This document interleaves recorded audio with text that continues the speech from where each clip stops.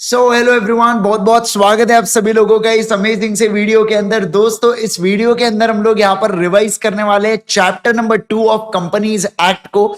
जी हाँ, ये जो हमारे सीए इंटर लॉ के डिटेल रिवीजन है, ये मई 26 students and September 26 students and साथ साथ में जनवरी 26 वालों के लिए भी है।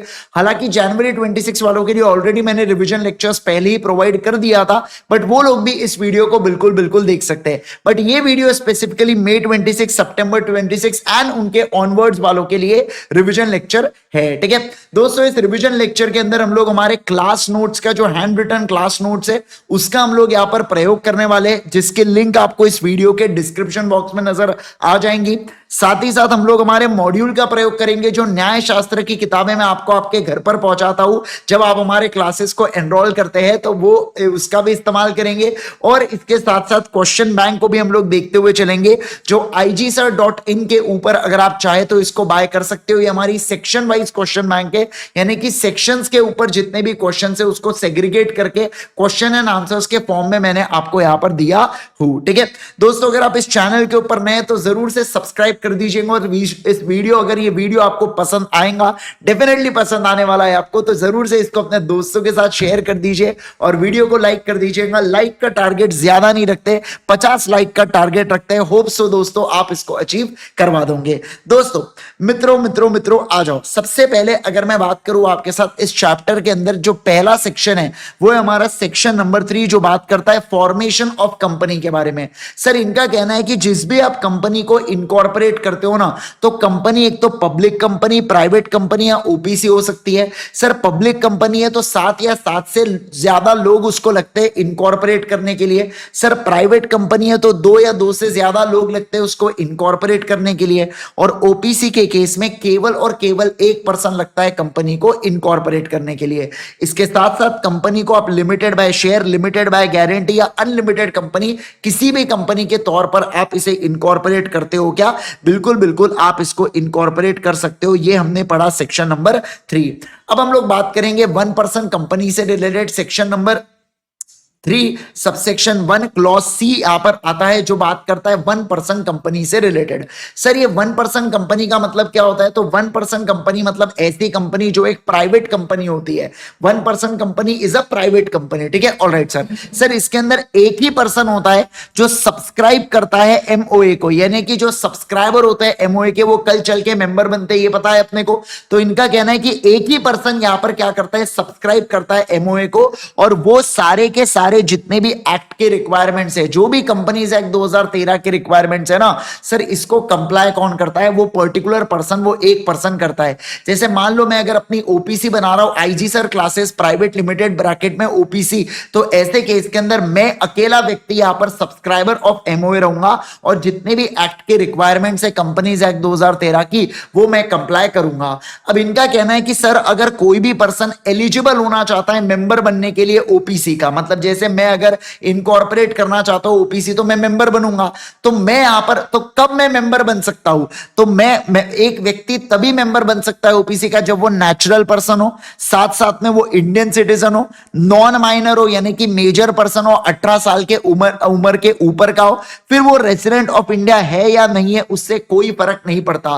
रेसिडेंट ऑफ इंडिया का मतलब होता है ऐसा व्यक्ति जो पिछले साल इंडिया में 120 दिन या उससे ज्यादा रहा है, तो उसे बोला जाता है रेसिडेंट ऑफ इंडिया। तो बेसिकली मैं ऐसा बोल सकता हूं क्या, 3 ही कंडीशन है मेंबर की एलिजिबिलिटी के लिए। एक है नेचुरल पर्सन, दूसरा है इंडियन सिटीजन, तीसरा है नॉन माइनर, और फिर है रेसिडेंट ऑफ इंडिया है या नहीं है उससे कोई फर्क नहीं पड़ता, है ना। और रेसिडेंट ऑफ इंडिया का ये मतलब होता है पिछले साल 120 दिन या उससे ज्यादा इंडिया में रहना। पर क्योंकि अब ये कंडीशनल ऑप्शनल है, तो इससे क्या फर्क पड़ता है, वो इंडिया में 10 दिन रुकाओ या 110 दिन रुकाओ या 210 दिन रुकाओ, इससे कोई फर्क नहीं पड़ता। साथ ही साथ जो एमओए होता है, जो मेमोरेंडम ऑफ एसोसिएशन होता है ओपीसी का, उसके अंदर आपको नॉमिनी का नाम बताना पड़ता है। अगेन, कोई भी व्यक्ति अगर नॉमिनी बनना चाहता है ओपीसी का, तो उसको सेम कंडीशंस को फॉलो करना पड़ेगा क्या? यस, उसको भी सेम कंडीशन को फॉलो करना पड़ेगा। जैसे मान लो मैं मेंबर हूं और मेरे वाइफ को मैं नॉमिनी बनाना चाहता हूं, तो इस केस के अंदर मेरे वाइफ भी ये पर्टिकुलर तीनों कंडीशंस को सेटिस्फाई करनी चाहिए क्या?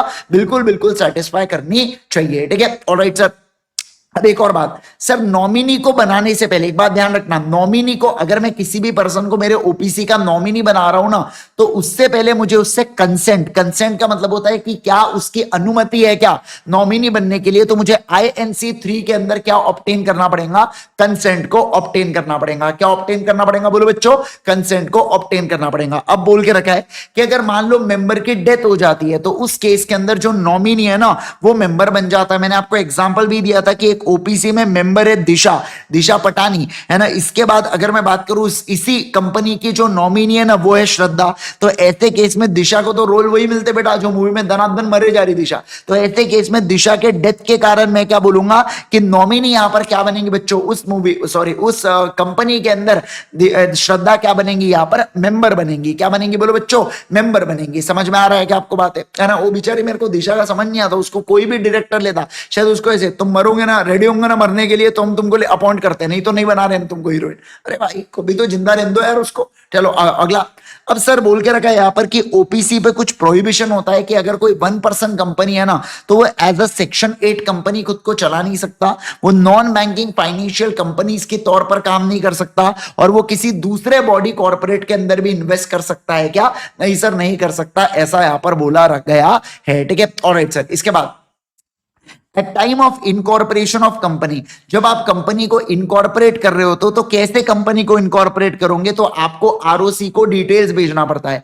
आईएनसी 32 के अंदर आप नेम ऑफ कंपनी भेजोगे स्पाइसी फॉर्म में, आईएनसी 3 के अंदर आप कंसेंट भेजोगे नॉमिनी का, एमओए और एओए को भेजोगे, और फीस। ये 4 चीजें आप भेजते हो बच्चों किसको, ये 4 चीजें आप भेजते हो यहां पर आरओसी को। कब, जब आप किसी ओपीसी को इनकॉर्पोरेट कर रहे होते हो तब। इसके बाद बोल के रखा है कि सर मान लो मैं नॉमिनी की बात कर रहा हूं। अब आप जानते हो कि एक पर्सन, समझना, जैसे मैं एक पर्सन हूं तो मैं एक जगह मेंबर हो सकता हूं और मैं किसी एक और कंपनी में नॉमिनी हो सकता हूं। इसका मतलब मैं अगर बात करूं श्रद्धा की, तो श्रद्धा नॉमिनी है बेटा वो दिशा ओपीसी के अंदर, और उसकी भी एक ओपीसी है एसके ओपीसी प्राइवेट लिमिटेड, उसके अंदर वो ऑलरेडी मेंबर है। मतलब एक व्यक्ति एक जगह मेंबर भी हो सकता है और साथ साथ में वो एक जगह नॉमिनी भी हो सकता है। अब हुआ क्या, दिशा नहीं रही, जिसके कारण क्या हुआ कि ये जो नॉमिनी है ना ये मेंबर बन गई। क्या बन गई, मेंबर बन गई। अब देखो सवाल, अब यहां पर दिक्कत है। अब लॉ तो कहता है कि भैया एक पर्सन तो एक ही ओपीसी के अंदर मेंबर हो सकता है, पर यहां पर तो एक पर्सन दो ओपीसी के अंदर मेंबर हो गया।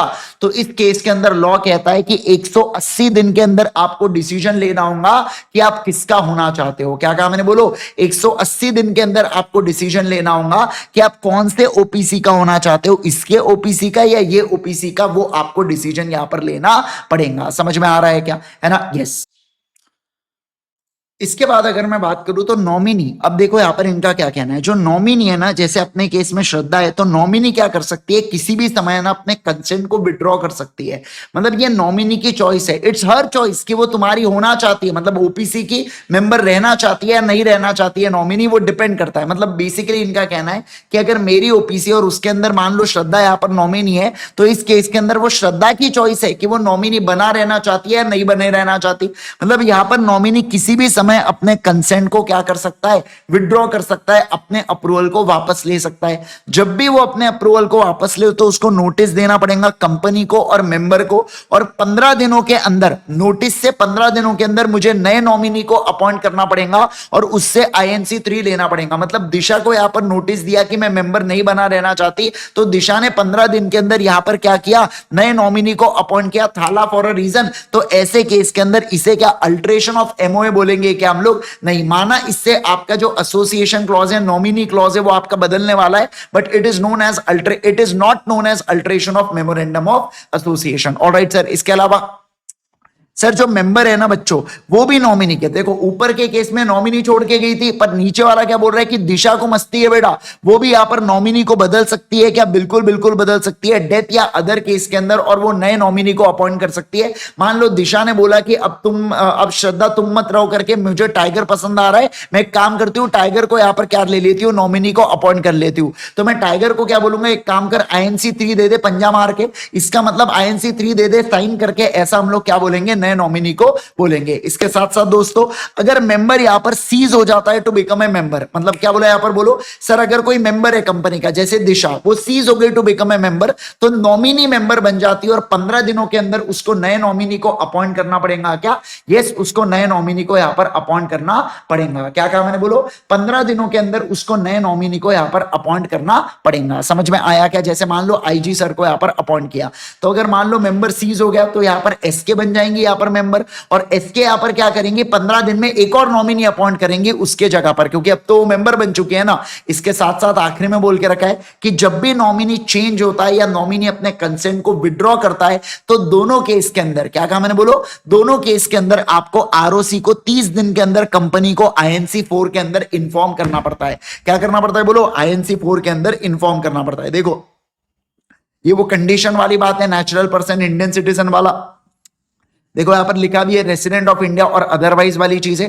फिर यहां पर लिख के रखा है कि जो नॉमिनी है ना, नॉमिनी का नाम डालना पड़ेगा, उससे रिटर्न कंसेंट लेना पड़ेगा, और सब्सक्राइबर के डेथ पर ये मेंबर बन जाता है। साथ ही साथ स्पाइसी फॉर्म, आईएनसी 3 और ये सारी चीजें आरओसी को सबमिट करेंगे। एक ही व्यक्ति 2 जगह मेंबर बन गया तो उसके इसके अंदर 180 दिन के अंदर डिसीजन लेना पड़ेगा। सर कंसेंट को विड्रॉ कर सकता है नॉमिनी कभी भी, इसके अंदर 15 दिन के अंदर आपको अपॉइंट करना पड़ेगा दूसरे पर्सन को। सर अगर मुझे बताइए मेंबर भी नॉमिनी को चेंज कर सकता है क्या? बिल्कुल कर सकता है, और किसी दूसरे पर्सन को अपॉइंट कर सकता है। टाइगर वाला एग्जांपल लिया था। सर नॉमिनी अगर मेंबर बनती है तो 15 दिन के अंदर नए नॉमिनी को अपॉइंट करना पड़ेगा।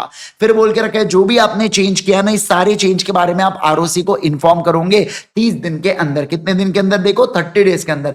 जितने भी हमारे किताबों के अंदर लाल लाल पॉइंट से मार्क देना, ये आपके कीवर्ड्स है जो आपके पेपर में आने ही चाहिए। समझ में आया क्या बात है? ऑलराइट। इसके अलावा एडिशनल रीडिंग में अपन ने ये देखा था कि ओपीसी में कैश फ्लो स्टेटमेंट बनाने की जरूरत नहीं होती। दूसरा, एनुअल रिटर्न को एक डायरेक्टर यहां पर साइन कर सकता है, कंपनी सेक्रेटरी की जरूरत नहीं।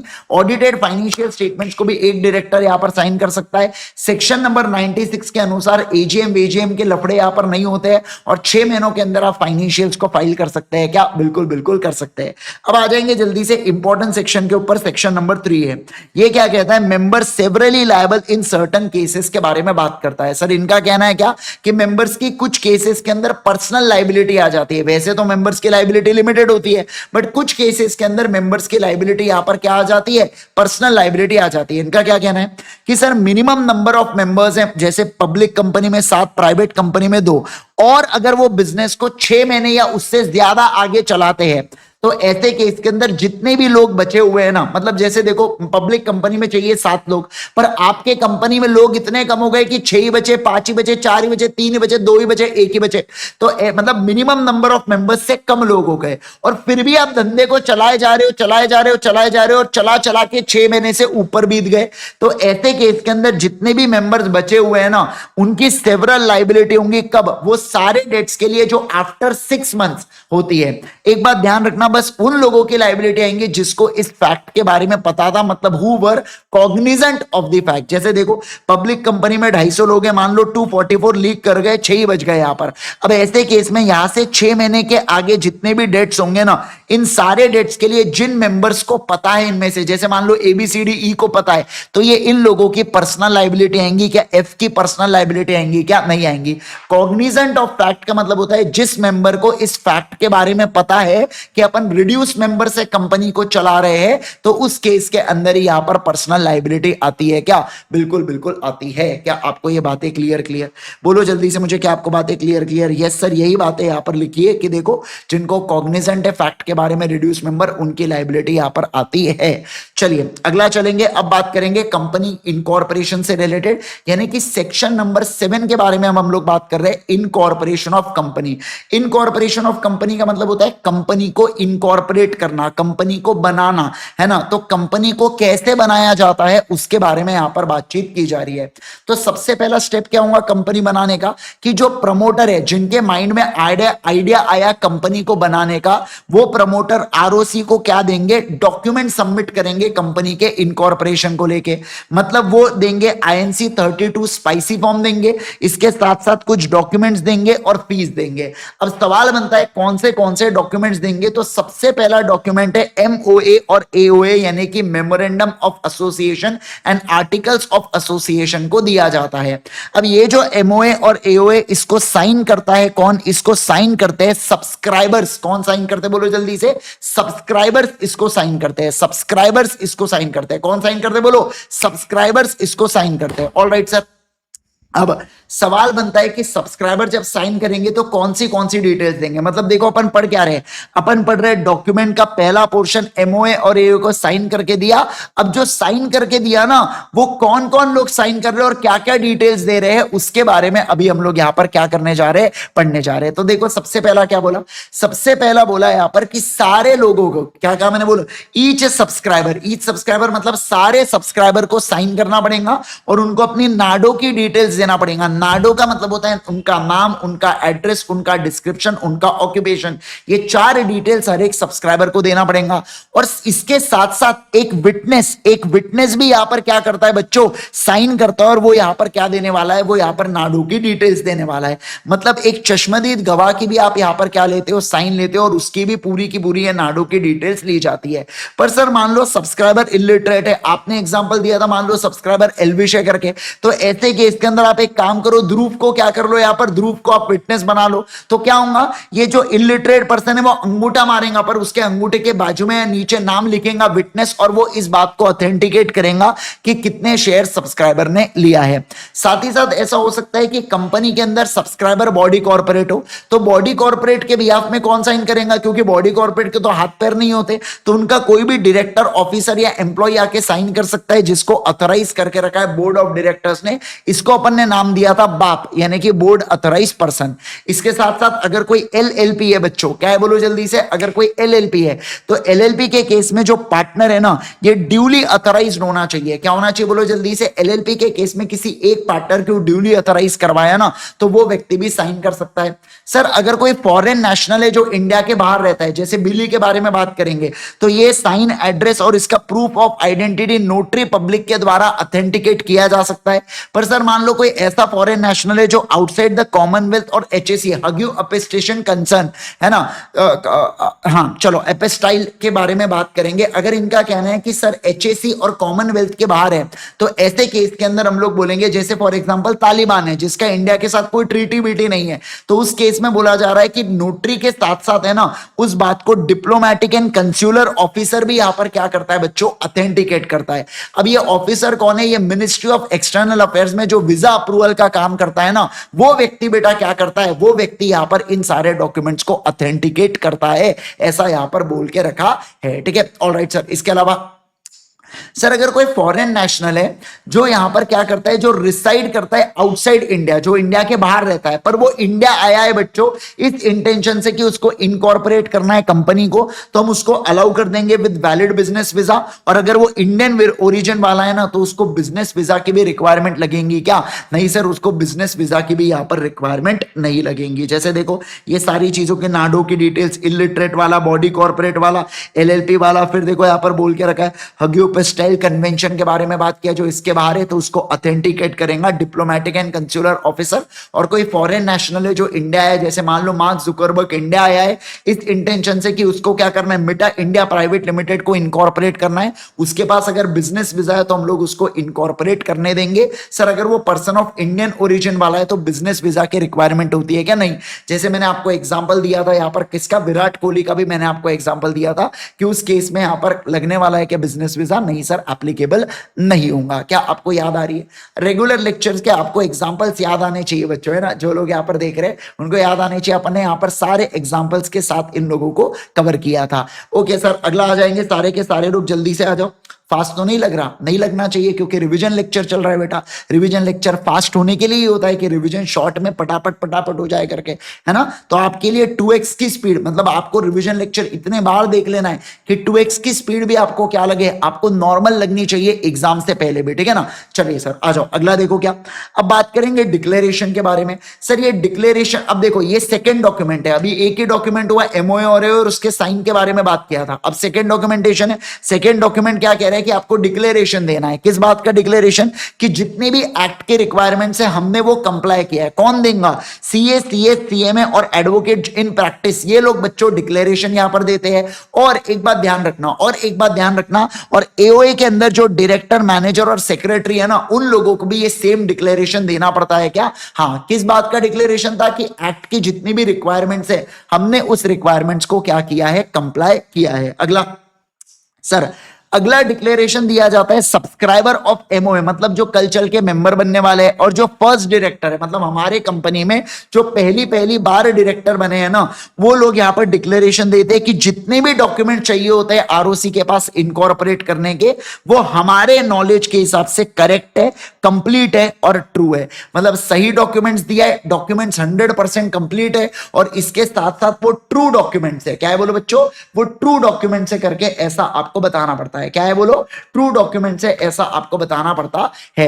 साथ ही साथ यहां पर डिक्लेरेशन किस बातों का दिया जाता है? कि भैया ये जो लोग है ना, कौन? सब्सक्राइबर ऑफ एमओए और फर्स्ट डायरेक्टर, ये कॉन्विक्टेड नहीं है, मतलब कि ये प्रूव्ड गिल्टी नहीं है किसी भी प्रमोशन, फॉर्मेशन या मैनेजमेंट ऑफ कंपनी के लिए, और ना ही ये कोई फ्रॉड, मिसफियंस या ब्रीच ऑफ ड्यूटी के लिए कभी पकड़े गए हैं। और अगर पकड़े भी गए हैं तो वहां से 5 साल हो चुके हैं, 5 साल के बाद ही हम ये कंपनी बना रहे हैं। इसका मतलब ये टेम्पररी बैन और परमानेंट बैन की कैटेगरी के अंदर नहीं आते हैं। ऐसा किसको बोलना होगा? ऐसा सब्सक्राइबर ऑफ एमओए और फर्स्ट डायरेक्टर को बोलना होगा। समझ में आ रहा है क्या? जैसे विजय माल्या है, विजय माल्या ने बेटा क्या किया? मैनेजमेंट ऑफ कंपनी में फ्रॉड किया, तो इसको परमानेंट बैन कर दिया कि आप कोई कंपनी को इनकॉर्पोरेट नहीं कर सकते। इसके अलावा अगला डॉक्यूमेंट होता है एड्रेस फॉर करस्पॉन्डेंस, इसे टेम्पररी एड्रेस बोला जाता है। फिर नेक्स्ट डॉक्यूमेंट होता है फर्स्ट डायरेक्टर की डिटेल्स देना पड़ता है, नाम, सरनेम, फैमिली नेम, डिन नंबर, एड्रेस, नेशनैलिटी, अदर्स में प्रूफ ऑफ आइडेंटिटी, और इस डायरेक्टर का किसी दूसरे कंपनी के अंदर या फर्म के अंदर इंटरेस्ट है क्या? क्या हमारे डायरेक्टर का किसी दूसरे के साथ, दूसरे में मन लगता है क्या? तो उस दूसरे कंपनी का भी आपको यहां पर डिटेल्स देना पड़ेगा। दोस्तों एक बात बता दूं, डायरेक्टर का जो कंसेंट होता है वो DIR 2 में दिया जाता है कंपनी को, और कंपनी आरओसी को इस कंसेंट को DIR 12 में along with the fee submit करती है। अगला डॉक्यूमेंट होता है सर सब्सक्राइबर ऑफ एमओए की डिटेल्स, इसमें सेम नाम, surname, recent photo, nationality, proof of identity, date and place of birth, educational qualification, PAN, email, phone number, और एड्रेस के लिए आपको प्रूफ देना पड़ेगा, बैंक स्टेटमेंट, इलेक्ट्रिसिटी बिल या मोबाइल का बिल। बट एक बात ध्यान रखना, कोई भी बिल 2 महीने से ज्यादा पुराना नहीं होना चाहिए। साथ ही साथ बोल के रखा है कि प्रूफ ऑफ आइडेंटिटी के लिए अगर आप नेशनल पर्सन हो तो voter ID, passport, driving licence या यूनिक आइडेंटिफिकेशन नंबर जैसे आधार हो गया, ये आप दे सकते हो। सर अगर आप कोई फॉरेन बंदे हो तो आप यहां पर क्या कर सकते हो? पासपोर्ट दे सकते हो। सर बात की है अगले बारे में सब्सक्राइबर से रिलेटेड, कि अगर हमारे सब्सक्राइबर का किसी दूसरे कंपनी के अंदर मन लगता है तो उस कंपनी का नाम और सिन नंबर बता दो, और वो उस कंपनी में डायरेक्टर है या प्रमोटर है, इसके बारे में भी हमको क्या करना पड़ेगा? बताना पड़ेगा। क्या करना पड़ेगा बोलो बच्चों? बताना पड़ेगा। 9 पॉइंट, सर सब्सक्राइबर अगर बॉडी कॉर्पोरेट है तो बॉडी कॉर्पोरेट में नाम, सिन नंबर, ग्लोबल लोकेशन नंबर यानी कि लॉन्गिट्यूड, लैटिट्यूड, फिर इसके अलावा एड्रेस, रजिस्टर्ड ऑफिस का ईमेल आईडी, कंपनी में बोर्ड रेजोल्यूशन की कॉपी जिसने अथॉरिटी दिया है कि ठीक है आप दूसरे कंपनी में इन्वेस्ट कर सकते हो। साथ ही साथ अगर एलएलपी फॉर्म है तो रेजोल्यूशन कॉपी पार्टनर्स की लगती है। फॉरेन बॉडी कॉर्पोरेट है तो इनकॉर्पोरेशन सर्टिफिकेट और उसका एड्रेस भी यहां पर लगता है। क्या? बिल्कुल बिल्कुल। और आखिरी में बोला है कि रूल 12 कहता है कि अगर आपको किसी रेगुलेटर की परमिशन लगती है तो उस रेगुलेटर से भी आपने अकॉर्डिंगली अप्रूवल ले लेना है। जैसे मैंने आपको एग्जांपल दिया था, मैं अगर बैंक को ओपन करना चाहता हूं तो आरबीआई से परमिशन लगती है, मैं अगर कोई टेलीकॉम कंपनी ओपन करना चाहता हूं तो मुझे ट्राई से परमिशन लगती है। ये सारे परमिशंस मुझे क्या करना पड़ेगा? लेते हुए चलना पड़ेगा। क्या करना पड़ेगा बोलो बच्चों? लेते हुए चलना पड़ेगा। क्या आपको ये बातें क्लियर? सारे लोग जल्दी से बोलेंगे अभी पहला ही स्टेप हुआ है, अभी सिर्फ डॉक्यूमेंट आपने सबमिट किए बच्चों। डॉक्यूमेंट्स में कौन से डॉक्यूमेंट्स थे वो अपन ने देखा। देखो अभी एक ही स्टेप हुआ है आपका पहला, कि प्रमोटर ये डॉक्यूमेंट को सबमिट कर रहा है, और फिर उसके अंदर अपन ने पढ़ा डॉक्यूमेंट को कौन साइन करता है और कौन से डॉक्यूमेंट्स देना पड़ता है, ये सारी चीजें पढ़ी। अब मैं आ रहा हूं यहां पर नेक्स्ट वाले पॉइंट के बारे में, सेकंड पॉइंट के बारे में। ये बात करता है आरओसी से रिलेटेड, कि आरओसी को आपने डॉक्यूमेंट्स दे दिया ना, तो आरओसी आपको क्या देता है? सर्टिफिकेट ऑफ इनकॉर्पोरेशन देता है। किसके अंदर? INC 11 के अंदर। किसके अंदर? INC 11 के अंदर सर्टिफिकेट ऑफ इनकॉर्पोरेशन देता है, जिसके अंदर पैन होता है। और मैं एक बात बता दूं, ये कंक्लूसिव प्रूफ नहीं होता। क्या कहा मैंने? बोलो। ये कंक्लूसिव का मतलब होता है आरओसी ने अगर सर्टिफिकेट ऑफ इनकॉर्पोरेशन दे दिया ना, इसका मतलब ये फाइनल प्रूफ नहीं है कि कंपनी सही ढंग से इनकॉर्पोरेट हुई है। हो सकता सकता है कंपनी के अंदर लोचे लपाटे को इनकॉर्पोरेट करने के लिए, बट दैट डजंट मैटर, हम बाद में उसको सजा देंगे। फिर बोल के रखा है सर्टिफिकेट ऑफ इनकॉर्पोरेशन के अंदर सिन नंबर भी डाला होता है जो 21 अल्फा न्यूमेरिक डिजिट होता है, जिसको जो और एक यूनिक आइडेंटिटी होती है कंपनी की। सर साथ ही साथ बोल के रखा है यहां पर कि डॉक्यूमेंट सारे के सारे डॉक्यूमेंट्स को आप आरओ में मेंटेन करते हो।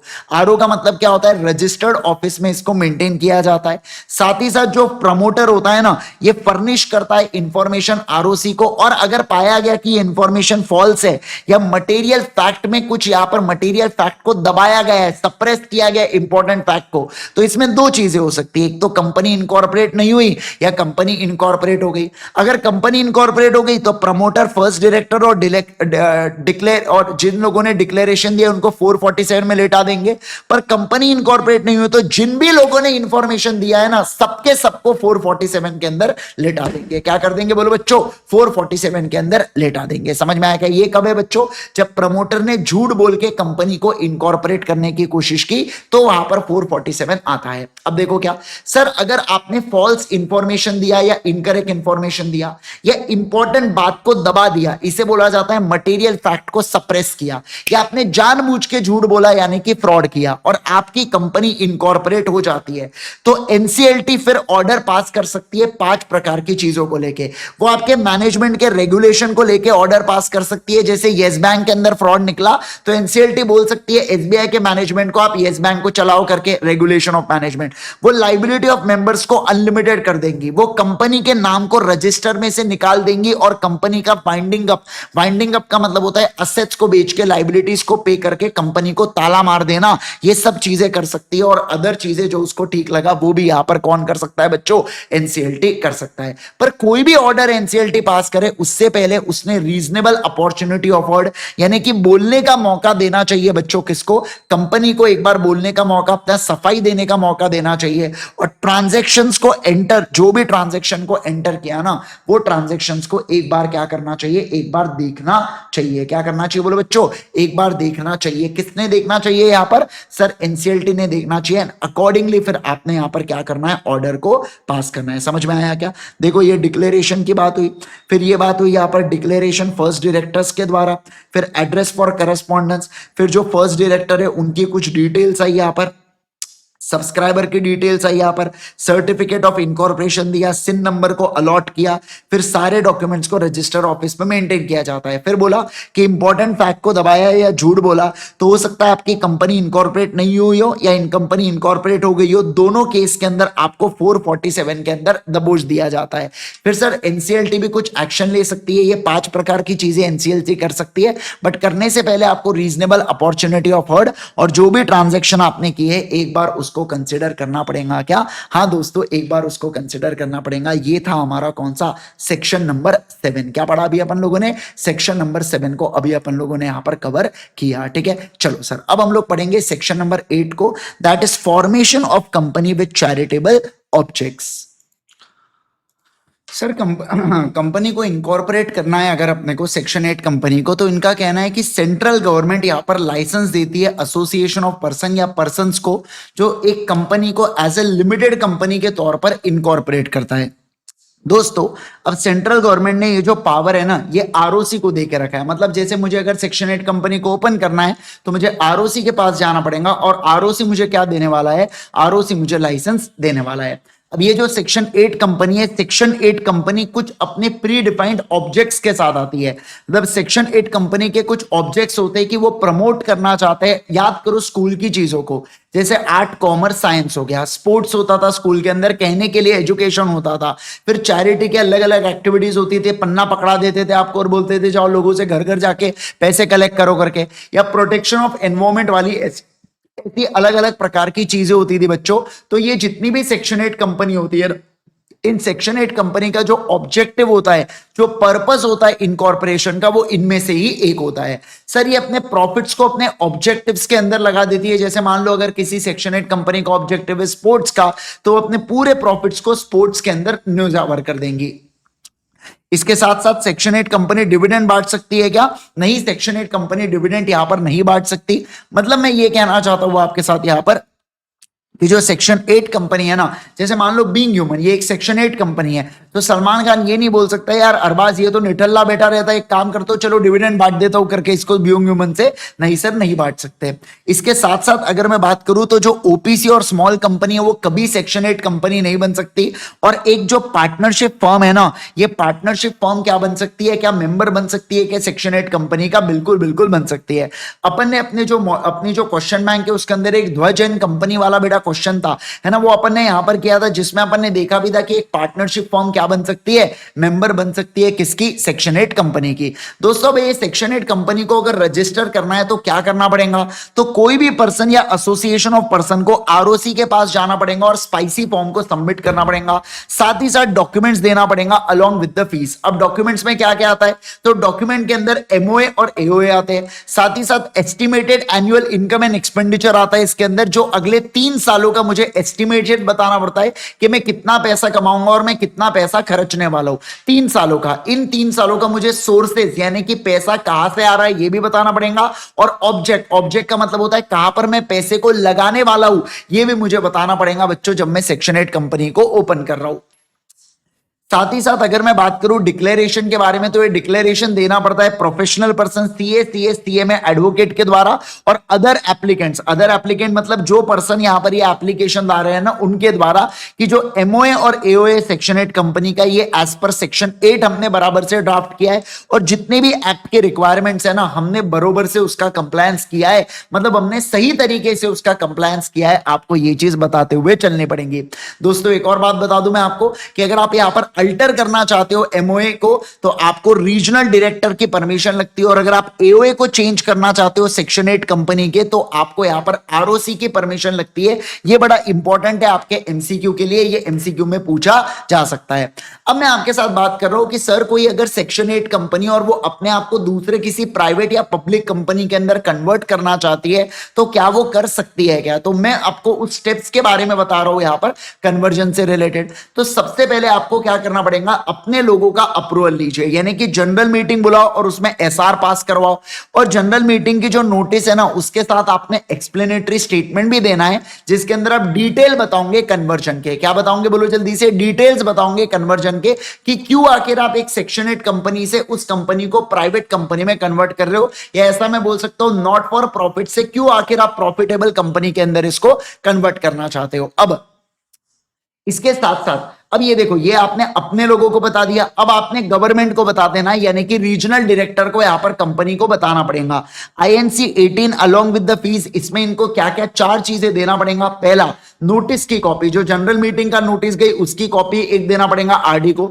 दूसरा, एक्सप्लेनेटरी स्टेटमेंट की कॉपी। तीसरा, जो एसआर पास हुआ उसकी कॉपी। और चौथा, इस बात का प्रूफ कि आपने नोटिस दिया है 5 लोगों को। 5 लोग कौन से? आपने कमिश्नर ऑफ इनकम टैक्स को, इनकम टैक्स ऑफिसर को, चैरिटी कमिश्नर को, चीफ सेक्रेटरी ऑफ स्टेट को, और स्टेट गवर्नमेंट या सेंट्रल गवर्नमेंट की ऐसी अथॉरिटी जिसके जुरिस्डिक्शन के अंदर हमारी कंपनी काम करती है। आपने ऐसे 5 लोगों को क्या दिया? आपने ऐसे 5 लोगों को इंफॉर्म कर दिया कि हम कन्वर्ट होना चाहते हैं दूसरे किसी प्राइवेट या पब्लिक कंपनी के अंदर। तो उस बात की जो नोटिस का प्रूफ है ना, उस बात के नोटिस का प्रूफ स्क्रीनशॉट आपने क्या कर दिया, यहां पर अटैच कर दिया। स्क्रीनशॉट को ऐसे ही मैं प्रूफ बोल रहा हूं, बाकी लेटर से प्रूफ यहां पर दिया जाता है। साथ ही साथ अब देखो, ये हो गया आरडी। अब आप आरओसी को भी बता दो कि सेम एप्लीकेशन की कॉपी और एनेक्सर्स आप आरओसी को दे देते हो।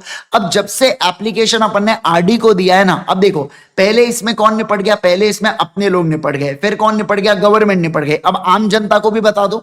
तो इनका कहना है जब से आपने रीजनल डायरेक्टर को बताया है वहां से 1 वीक के अंदर आपने नोटिस को पब्लिश कर देना है बच्चों। जो आपने आरडी को नोटिस दिया ना उस बात को आपने पब्लिश कर देना है न्यूज़पेपर के अंदर और वेबसाइट के ऊपर। न्यूज़पेपर 2 होते हैं, एक इंग्लिश लैंग्वेज जिसका वाइड सर्कुलेशन, और दूसरा वर्नाकुलर यानी कि जहां पर कंपनी का रजिस्टर्ड ऑफिस सिचुएटेड होता है उस एरिया का लोकल लैंग्वेज। जैसे नागपुर है तो मराठी, मुंबई है तो मराठी, अगर अहमदाबाद है तो गुजराती, ठीक है ना। ऑलराइट, इसके अलावा सर जिस साल में आप कन्वर्जन की अर्जी डाल रहे हो उसके पहले साल तक आपने पूरे फाइनेंशियल स्टेटमेंट और एनुअल रिटर्न को सबमिट करना है। और इसके साथ साथ कुछ अगर आपके अदर एप्लीकेशन या रिटर्न्स होंगे तो वो भी आप क्या करना, सबमिट करते हुए चलना। दोस्तों फिर आखिरी में बोला गया है कि आरडी अगर सेटिस्फाई होता है आपने जितनी भी चीजें दी है उससे, तो वो ऑर्डर पास कर देगा कन्वर्जन का, और वो कुछ टर्म्स एंड कंडीशंस भी डाल सकता है कन्वर्जन की। हालांकि टर्म्स एंड कंडीशंस डालने से पहले आरडी एक बार आपको बोलने का मौका देता है, यानी कि reasonable opportunity of being heard भी देता है। क्या? बिल्कुल बिल्कुल देता है।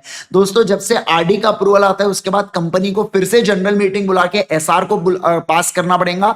उस एसआर के अंदर हम लोग एमओए और एओए को चेंज करते हैं, और वो नए एमओए एओए हम लोग भेज देते हैं आरओसी के पास, और आरओसी हमको क्या दे देता है? नया सर्टिफिकेट ऑफ इनकॉर्पोरेशन दे देता है। तो मैंने अभी ये जो आपको 8 स्टेप्स पढ़ाया ना, ये 8 स्टेप्स पढ़ाया कि अगर कोई एक व्यक्ति सेक्शन 8 कंपनी से किसी प्राइवेट या पब्लिक कंपनी के अंदर खुद को कन्वर्ट करना चाहता है तो वो कैसे कन्वर्ट कर सकता है, उसके बारे में मैंने अभी आपको यहां पर बताया।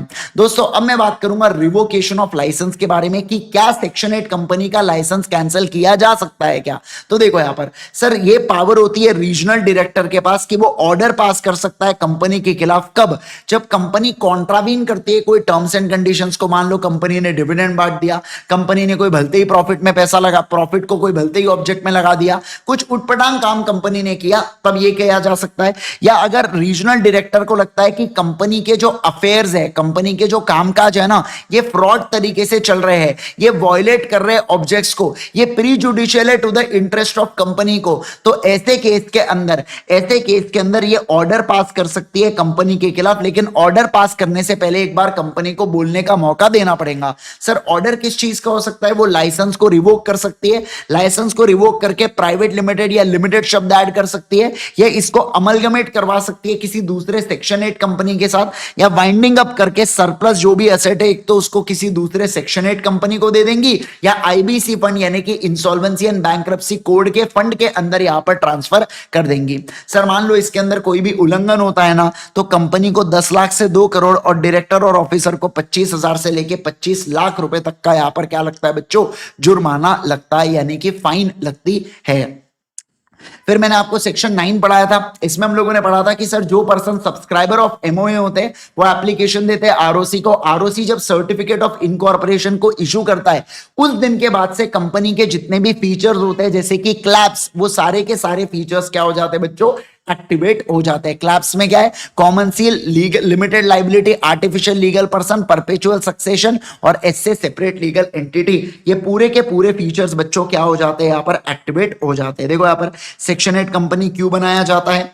फिर इसके अलावा अपन ने बोला कि सेक्शन 8 कंपनी वो स्मॉल कंपनी और उसके तौर पर नहीं बन सकती, एक फर्म बन सकती है मेंबर सेक्शन 8 कंपनी का। फिर सर कैसे रजिस्ट्रेशन होगा कंपनी का, ये देगा। फिर अल्टर करना है तो क्या क्या कैसे आप कर सकते हो, एमओए को अल्टर। सर कन्वर्ट करना है तो कैसे कर सकते हो, ये एक कैटेगरी का टॉपिक है आपका। इसके अलावा अगर मैं बात करूं आपको, फिर अपन ने लाइसेंस को रिवोकेशन क्या किया जा सकता है क्या, उसके बारे में पढ़ा। और फिर यहाँ पर पेनल्टी और इस चीज के रिगार्डिंग भी अपन ने क्या किया, पढ़ते हुए चला, बराबर है ना। फिर मैंने आपको सेक्शन 9 पढ़ा दिया कि सेक्शन 9 यहां पर ये कहता है कि कंपनी जिस दिन इनकॉर्पोरेट हुई है तो date of certificate of incorporation के बाद से क्लैप्स के पूरे फीचर आपके एक्टिवेट हो जाते हैं क्या? बिल्कुल बिल्कुल आपके एक्टिवेट हो जाते हैं। क्या कहा मैंने? बोलो। बिल्कुल बिल्कुल आपके एक्टिवेट हो जाते हैं। क्या आपको ये बातें एब्सोल्युटली क्लियर? ठीक है, चलो क्या मैं आगे बढ़ूं? सारे के सारे लोग जल्दी से बताएंगे मुझे, क्या हम लोग आगे बढ़े नेक्स्ट वाले पॉइंट के ऊपर? फटाफट जल्दी से बोलो। तो हम लोग चलते हैं section number 4 memorandum of association के बारे में पढ़ेंगे और एमओए से रिलेटेड चीजों को पढ़ेंगे। काफी इंपॉर्टेंट अपना होने वाला है ये एमओए वाली चीज। बताइए मुझे, आर यू रेडी? आप सभी लोगों को सारी चीजें समझ में आ रही है ना? दोस्तों मुझे इस वीडियो के एंड के बाद जरूर से कमेंट करके बताना कि आपको ये रिविजन सेशन कैसा लगा। आप चैनल के ऊपर नए तो जरूर से लाइक कर दीजिएगा इस वीडियो को और चैनल को सब्सक्राइब जरूर कर देना, ठीक है, ताकि जितने भी हमारे अगले रिवीजन वीडियोस आए इसका नोटिफिकेशन आप तक सही समय पर पहुंच जाना चाहिए। चलिए दोस्तों अब आगे बढ़ेंगे। 1 मिनट पानी पी लेता हूं, फिर हम लोग आगे बढ़ते हैं नेक्स्ट वाले सेक्शन के ऊपर। सेक्शन नंबर 4 अभी हम लोग पढ़ने जा रहे हैं। यहाँ पर एमओए से रिलेटेड हम लोग यहाँ पर पढ़ेंगे। एमओए का मतलब क्या होता है? तो एमओए बेसिकली क्या है? एक डॉक्यूमेंट है बच्चों कंपनी का, जो कंपनी के फॉर्मेशन के समय बनता है। इसे कॉन्स्टिट्यूशन ऑफ कंपनी भी कहा जाता है। बेसिकली कंपनी के अंदर कंपनी क्या कर सकती है, कंपनी का नाम क्या होगा, कंपनी का रजिस्टर्ड ऑफिस क्या है, ऐसे इंपॉर्टेंट चीजों के बारे में एमओए के अंदर जानकारी दी जाती है। तो तो जैसे कि आप देख सकते हैं एमओए क्या है? तो एमओए एक फंडामेंटल डॉक्यूमेंट है बच्चों, जो कंपनी के फॉर्मेशन के समय बनाया जाता है। इसे चार्टर या कॉन्स्टिट्यूशन भी कहा जाता है। एमओए यहां पर रिलेशनशिप को डिफाइन करता है कि कंपनी के आउटसाइडर्स के साथ क्या रिलेशंस होंगे, क्या राइट्स होंगे, क्या ऑब्लिगेशंस होंगे, उस चीज को डिफाइन करता है क्या? एमओए। दोस्तों एमओए के अंदर अलग अलग क्लॉजेस होते हैं, जिसका शॉर्ट फॉर्म है नेरोलैक। क्या शॉर्ट फॉर्म है बोलो जल्दी से? नेरोलैक। एन से यहां पर नेम क्लॉज, आर से रजिस्टर्ड ऑफिस क्लॉज जिसे सिचुएशन क्लॉज भी कहा जाता है, ओ से है आपका ऑब्जेक्ट क्लॉज, एल से आपका लाइबिलिटी क्लॉज, सी से आपका कैपिटल क्लॉज, ए से आपका एसोसिएशन क्लॉज, और एक और क्लॉज इसके अंदर आता है नॉमिनेशन, जो केवल और केवल ओपीसी के समय आता है। ठीक है, आ जाइए। अब हम लोग यहां पर एक एक क्लॉजेस को पढ़ना चालू करेंगे। सबसे पहले मैं नेरोलैक का एन यानी कि नेम क्लॉज के बारे में आपको बताता हूं। बच्चों नेम क्लॉज का सबसे पहला पॉइंट कहता है कि कंपनी अगर पब्लिक है तो पब्लिक कंपनी के आगे लिमिटेड शब्द का प्रयोग किया जाएगा। जैसे रिलायंस इंडस्ट्रीज लिमिटेड, ये एक पब्लिक कंपनी है। सर प्राइवेट कंपनी का मतलब होता है जिस कंपनी के आगे प्राइवेट लिमिटेड शब्द का प्रयोग किया जाएगा। जैसे IG sir classes private limited, तो मैं बोलूंगा आप लोगों के साथ कि ये एक क्या हो गई? प्राइवेट कंपनी हो गई। दोस्तों अब हम लोग बात करेंगे नेम रिजर्वेशन को लेके। सबसे पहली बात तो नेम रिजर्वेशन का मतलब क्या होता है कि जब मैं कंपनी को इनकॉर्पोरेट कर रहा हूं तब मैं आरओसी से पूछता हूं कि मुझे मेरे कंपनी का ये नाम चाहिए, क्या ये नाम अवेलेबल है? क्या आरओसी का कहना है हाँ ये नाम अवेलेबल है, तो आरओसी उस नाम को क्या कर लेती है? रिजर्व कर लेती है, ताकि कोई और व्यक्ति उस नाम को चुराना ले जाए। तो इनका कहना है सर अगर आपको नाम को रिजर्व करना है ना, तो अगर आप कोई नई कंपनी बनाना चाहते हो तो आपको स्पाइसी फॉर्म को सबमिट करना पड़ेगा। सर अगर कोई एग्जिस्टिंग कंपनी का नेम चेंज है, जैसे रिलायंस टेक्सटाइल इंडस्ट्रीज से रिलायंस इंडस्ट्रीज लिमिटेड हुआ था, तो उसके लिए आपको रन फॉर्म का फुल फॉर्म होता है रिजर्व यूनिक नेम, ये फॉर्म आपको सबमिट करना पड़ेगा। जिसमें आप सबमिट करने के 15 दिन के बाद आप रेक्टिफिकेशन भी कर सकते हो डिफेक्ट को। कोई री सबमिशन वगैरह भी अलाउड होता है क्या? बिल्कुल बिल्कुल अलाउड होता है। दोस्तों इसके बाद सर जो भी आपका दाम होगा एमओए के अंदर वो क्या नहीं होना चाहिए? वो आइडेंटिकल, मतलब same as it is match नहीं हो जाना चाहिए, या थोड़ा बहुत चेंजेस करके मैच नहीं हो जाना चाहिए। किसके साथ? एग्जिस्टिंग कंपनी के साथ। सर उस नाम के अंदर आपने कोई ऐसे शब्दों का प्रयोग नहीं करना है बच्चों जो ऑफेंस कॉन्स्टिट्यूट करता है किसी भी लॉ के अंदर। मान लो आपने यहां पर फ्रॉड लिमिटेड करके बनाया, फ्रॉड प्राइवेट लिमिटेड करके बनाया, तो आप ऐसी चीजें नहीं कर सकते। फिर इनका कहना है कि जो सेंट्रल गवर्नमेंट के ओपिनियन के अंदर अनडिजायरेबल नाम नहीं होना चाहिए, वैसे नाम मत करो आप यहां पर। जैसे फॉर एग्जांपल राहुल गांधी को कोई कंपनी बनाना है तो वो बता रहा है मोदी वोट चोर प्राइवेट लिमिटेड करके। मान लो यहां पर नरेंद्र मोदी जी को कोई कंपनी बनाना है तो बोल रहा है राहुल गांधी पप्पू लिमिटेड करके। ऐसी कुछ चीजें कर रहा है बच्चों, तो ऐसे अनडिजायरेबल नाम आपने यूज करना है क्या? बिल्कुल भी नहीं करना है। साथ ही साथ कोई भी ऐसे नामों का प्रयोग मत करना जो ये बताए कि आपका कोई ना कोई एसोसिएशन है किसके साथ? सेंट्रल गवर्नमेंट के साथ, स्टेट गवर्नमेंट के साथ, या लोकल अथॉरिटी के साथ आपका एसोसिएशन है। ऐसे नामों का प्रयोग मत करना। अगर कर भी रहे हो तो सेंट्रल गवर्नमेंट का अप्रूवल लेते हुए चलना। दोस्तों कोई भी कंपनी आपने ऐसी नहीं बनानी चाहिए जिसके अंदर commission, authority, undertaking, national, union, federal, state, president, राष्ट्रपति, प्राइम मिनिस्टर, चीफ मिनिस्टर, इन सारे शब्दों का प्रयोग नहीं होना चाहिए आपके कंपनी के अंदर। इसके साथ साथ सर जो आपने रिजर्वेशन ऑफ नेम के फॉर्म भरे थे, तो सर वो फॉर्म करने के बाद अगर कोई नई ओल्ड कंपनी का नाम चेंज है तो 60 डेज के लिए आरओसी क्या करती है? नाम को रिजर्व कर लेती है। पर अगर कोई न्यू कंपनी आ रही है तो पहले आरओसी 20 दिन के लिए नाम को रिजर्व करेंगे। फिर उसके बाद अगर आपको और एक्सटेंड करना है तो 1000 रुपए पे करना और 20 दिन के लिए एक्सटेंड कर देंगे। फिर और 2000 रुपए पे करना तो फिर हम लोग और 20 दिन के लिए एक्सटेंड करेंगे। या आप वन शॉट एक्सटेंशन भी कर सकते हो, सीधा 3000 रुपए पे करो और वन शॉट एक्सटेंशन करा लो 40 दिन का। अब हम लोग बात करेंगे reservation, cancellation of reserve name. इसका मतलब क्या? अगर कोई व्यक्ति सर रॉन्ग इंफॉर्मेशन का मतलब होता है झूठी इंफॉर्मेशन यहां पर देता है नेम को रिजर्व करने के लिए, और हो सकता है कंपनी यहां पर इनकॉर्पोरेट हो चुकी हो, ऐसा भी हो सकता है कि कंपनी इनकॉर्पोरेट नहीं हुई हो। तो अगर कंपनी इनकॉर्पोरेट नहीं हुई है तो नाम को कैंसिल करके पेनल्टी ले ली जाती है 1 लाख रुपए तक। पर अगर नाम मान लो यहां पर आपने झूठी इंफॉर्मेशन देके नाम इनकॉर्पोरेट गलती से हो गया, कंपनी इनकॉर्पोरेट, इनकॉर्पोरेट, तो आपको रीजनेबल अपॉर्चुनिटी ऑफ हर्ट देंगे और उसके बाद डायरेक्शन देंगे कि आप अपने नाम को चेंज कर लो 3 महीनों के अंदर जनरल मीटिंग में ओआर पास करके, नहीं तो हम आपके नाम को स्ट्राइक ऑफ करके आपका क्या करवा देंगे, वाइंडिंग अप करवा देंगे। ऐसा कौन कहता है? ऐसा यहां पर आरओसी कहता है। ठीक है, देखो प्राइवेट लिमिटेड, लिमिटेड शब्द होना चाहिए, फिर स्पाइसी फॉर्म हो गया, रन फॉर्म हो गया, ये सब चीजें हुई यहां पर। फिर सर वो आइडेंटिकल रिसेंबल नहीं होना चाहिए, ऑफेंस नहीं होना चाहिए और अनडिजायरेबल नहीं होना चाहिए। फिर अपन ने पढ़ा था यहां पर कौन से नाम नहीं आना चाहिए, वो अपन लोगों ने देखा। फिर यहां पर कुछ एग्जाम्पल दे के रखा है कि कब हम लोग बोलेंगे रिसेंबल कर रहे हैं, मतलब सिंगुलर प्लूरल है। जैसे ग्रीन टेक्नोलॉजी लिमिटेड का आपने कर दिया ग्रीन्स टेक्नोलॉजी लिमिटेड, तो ये नाम सेम माना जाता है यहां पर। फिर अपन ने पढ़ा था रिजर्वेशन ऑफ नेम, यहां पर वो 20 डेज, 60 डेज, 20+20+20 वाला क्राइटेरिया पढ़ा था। फिर इसके बाद कैंसलेशन ऑफ नेम के बारे में पढ़ा था यहां पर कि नाम को कैंसिल कर देंगे हम लोग आपके, अगर कंपनी इनकॉर्पोरेटेड नहीं हुई तो, और कंपनी इनकॉर्पोरेट हो गई तो आपको अपॉर्चुनिटी देके आपको बोलेंगे नाम को चेंज करो 3 महीनों के अंदर, नहीं तो हम लोग नाम को स्ट्राइक ऑफ कर देंगे और वाइंडिंग अप करवा देंगे। किसका? आपके कंपनी का। किसका वाइंडिंग अप करवा देंगे?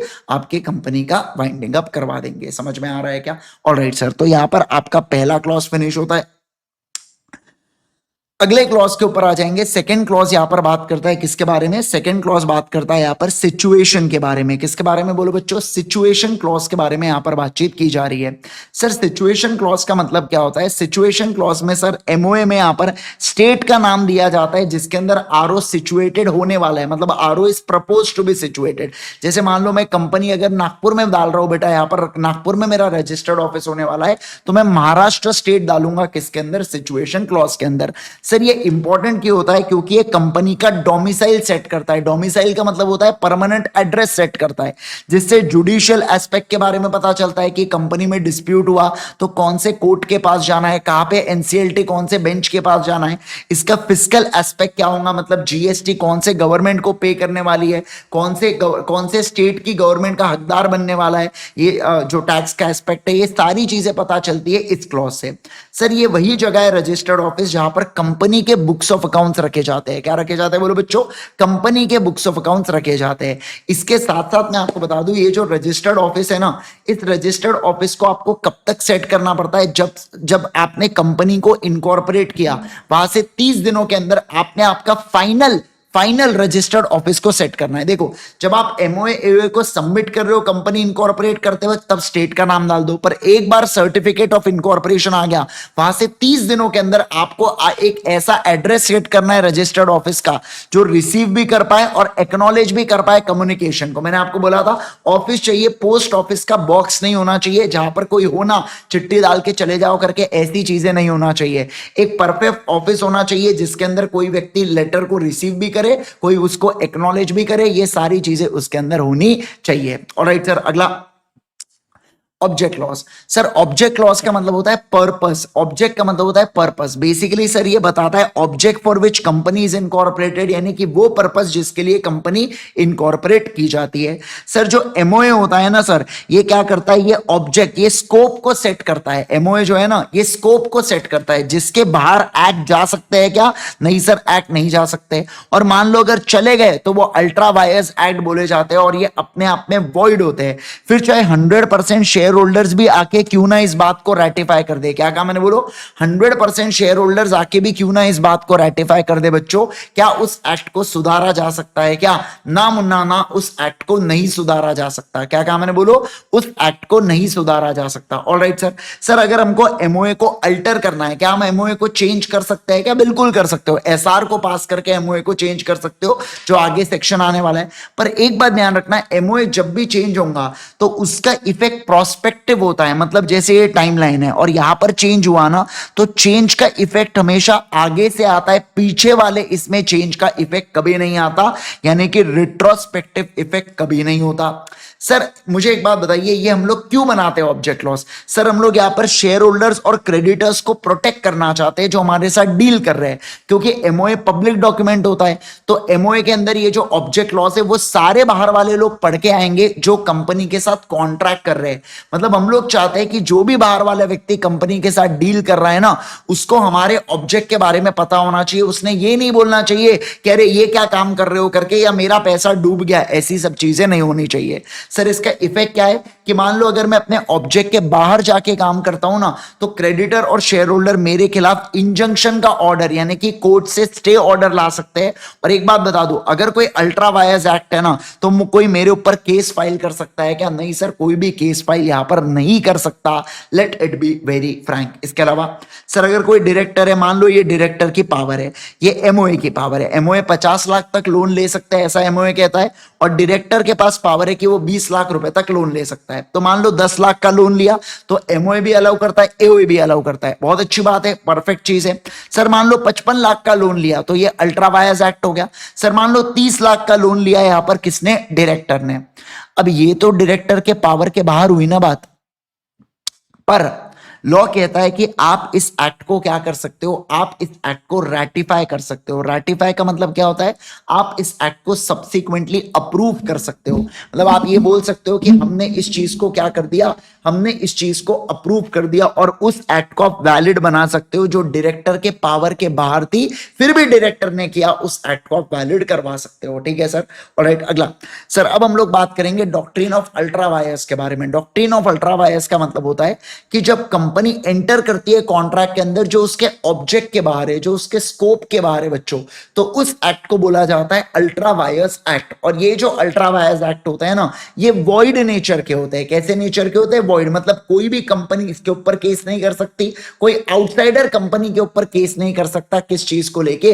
अल्ट्रा वायर्स एक्ट को लेके। किस चीज को लेके? अल्ट्रा वायर्स एक्ट को लेके।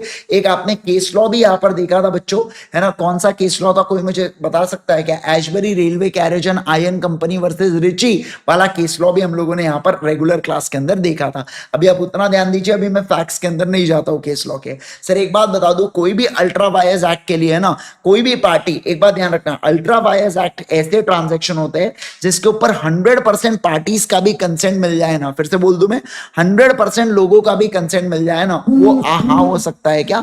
नहीं सर, वो बिल्कुल भी हाँ नहीं हो सकता। क्या कहा मैंने? बोलो सर, वो बिल्कुल भी अप्रूव नहीं किया जा सकता। सर इस बात का हमको क्या रखना है? इस बात का हमको ध्यान रखना है। Got it? क्या आपको ये सारे लोगों को ये बातें एब्सोल्युटली क्लियर? फटाफट फटाफट सभी लोग बता देंगे। जस्ट अ सेकेंड, पानी पी लेता हूं, देन फिर हम लोग यहां पर कंटिन्यू करते हैं। लाइबिलिटी क्लॉज क्या कहता है? देखो, लाइबिलिटी क्लॉज की अगर मैं बात करूं ना, तो इनका कहना है सर यहां पर कि कंपनी दो प्रकार की होती है। एक होती है कंपनी लिमिटेड बाय शेयर, जिसके अंदर जो मैक्सिमम लाइबिलिटी होती है वो होती है up to unpaid amount on share. इसके नीचे एग्जांपल भी है, जैसे मान लो शेयर की फेस वैल्यू 100 रुपए है और पेड अप जो है वो 70 रुपए है, तो मैक्सिमम लाइबिलिटी कितनी होंगी किसी भी व्यक्ति की? मैक्सिमम लाइबिलिटी 30 होंगी। अब ये 30 रुपया मैं कभी भी बुला सकता हूं, जब कंपनी चल रही है तब भी बुला सकता हूं, और जब कंपनी का वाइंडिंग अप हो गया ना, तब भी मैं इस पैसे को दोस्तों बुला सकता हूं। ठीक है, अगला sir, company limited by guarantee. Sir ये कंपनी लिमिटेड बाय गारंटी क्या कहता है?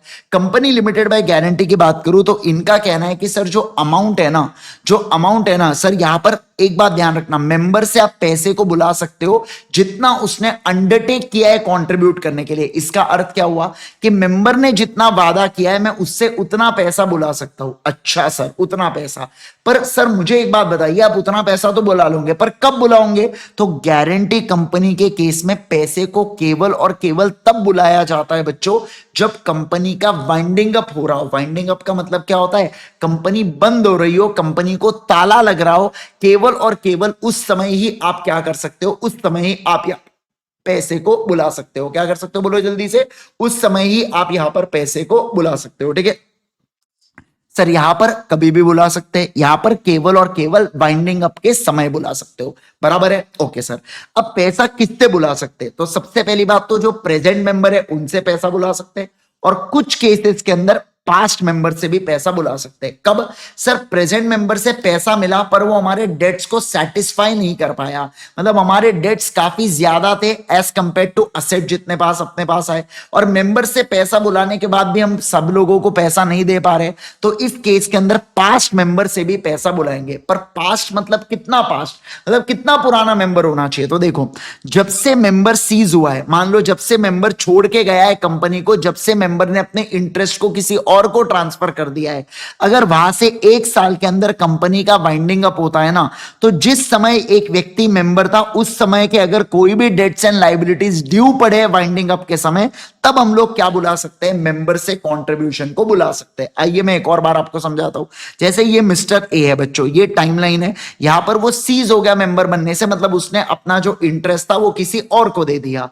अब इसका मतलब यहां से यहां तक 1 साल है, इसके बीच में अगर वाइंडिंग अप हुआ तो ही पैसा बुला सकते हैं।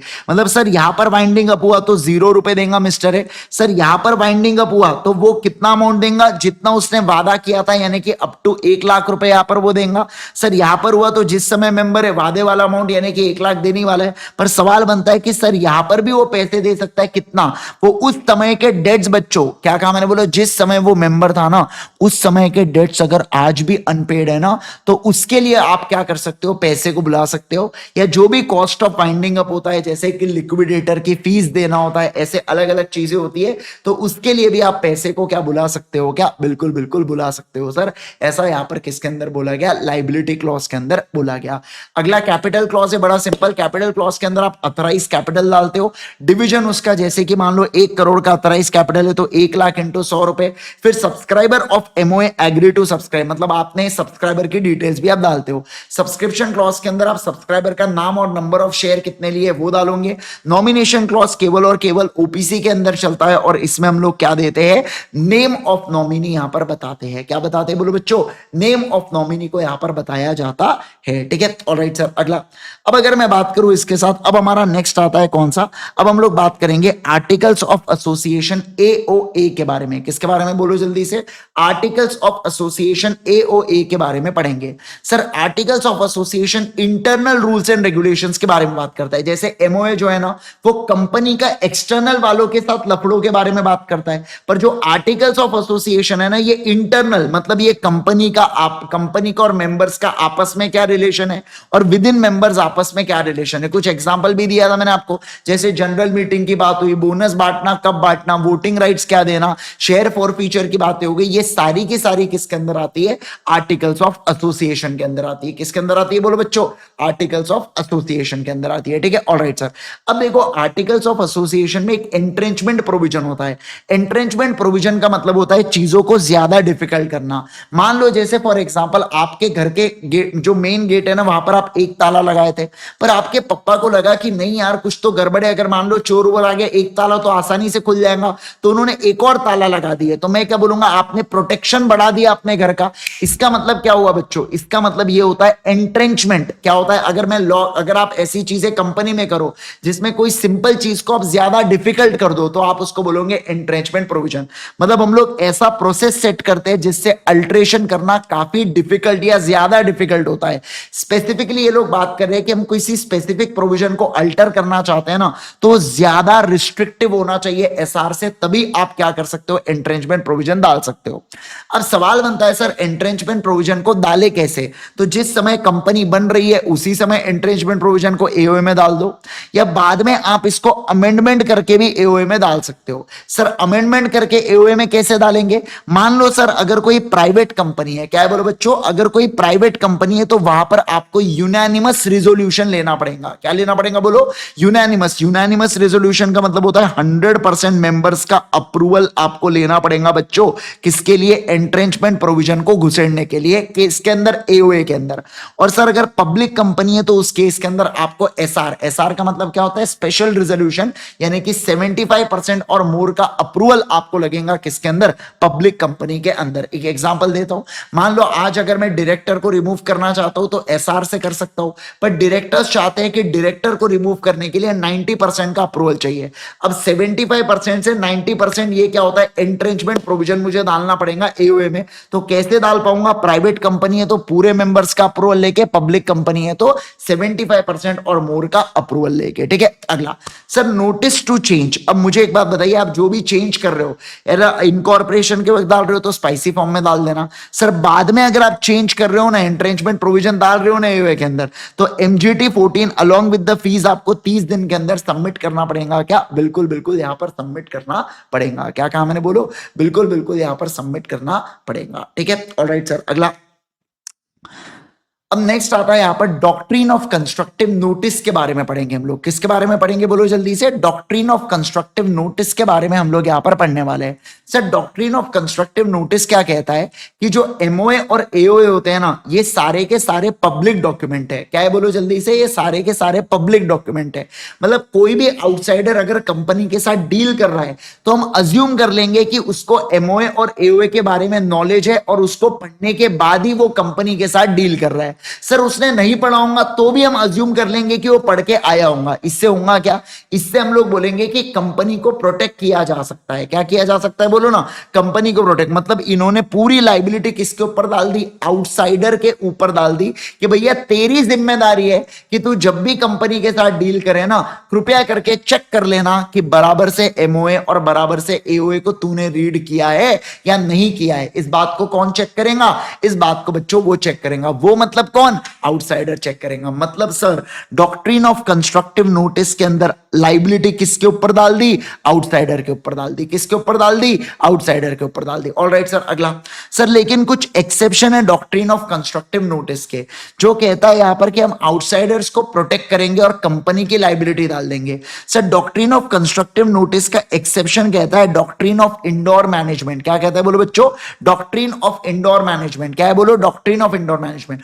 डॉक्ट्रिन ऑफ इंडोर मैनेजमेंट क्या कहता है, ये कहता है कि सर आउटसाइडर जो है ना, जो कंपनी के बाहर वाला व्यक्ति है ना, वो प्रिज्यूम का मतलब होता है अज्यूम कर सकता है कि कंपनी के जितने भी घरेलू मामले, इंटरनल मामले है ना, वो बराबर से कंपनी ने फॉलो किया होगा।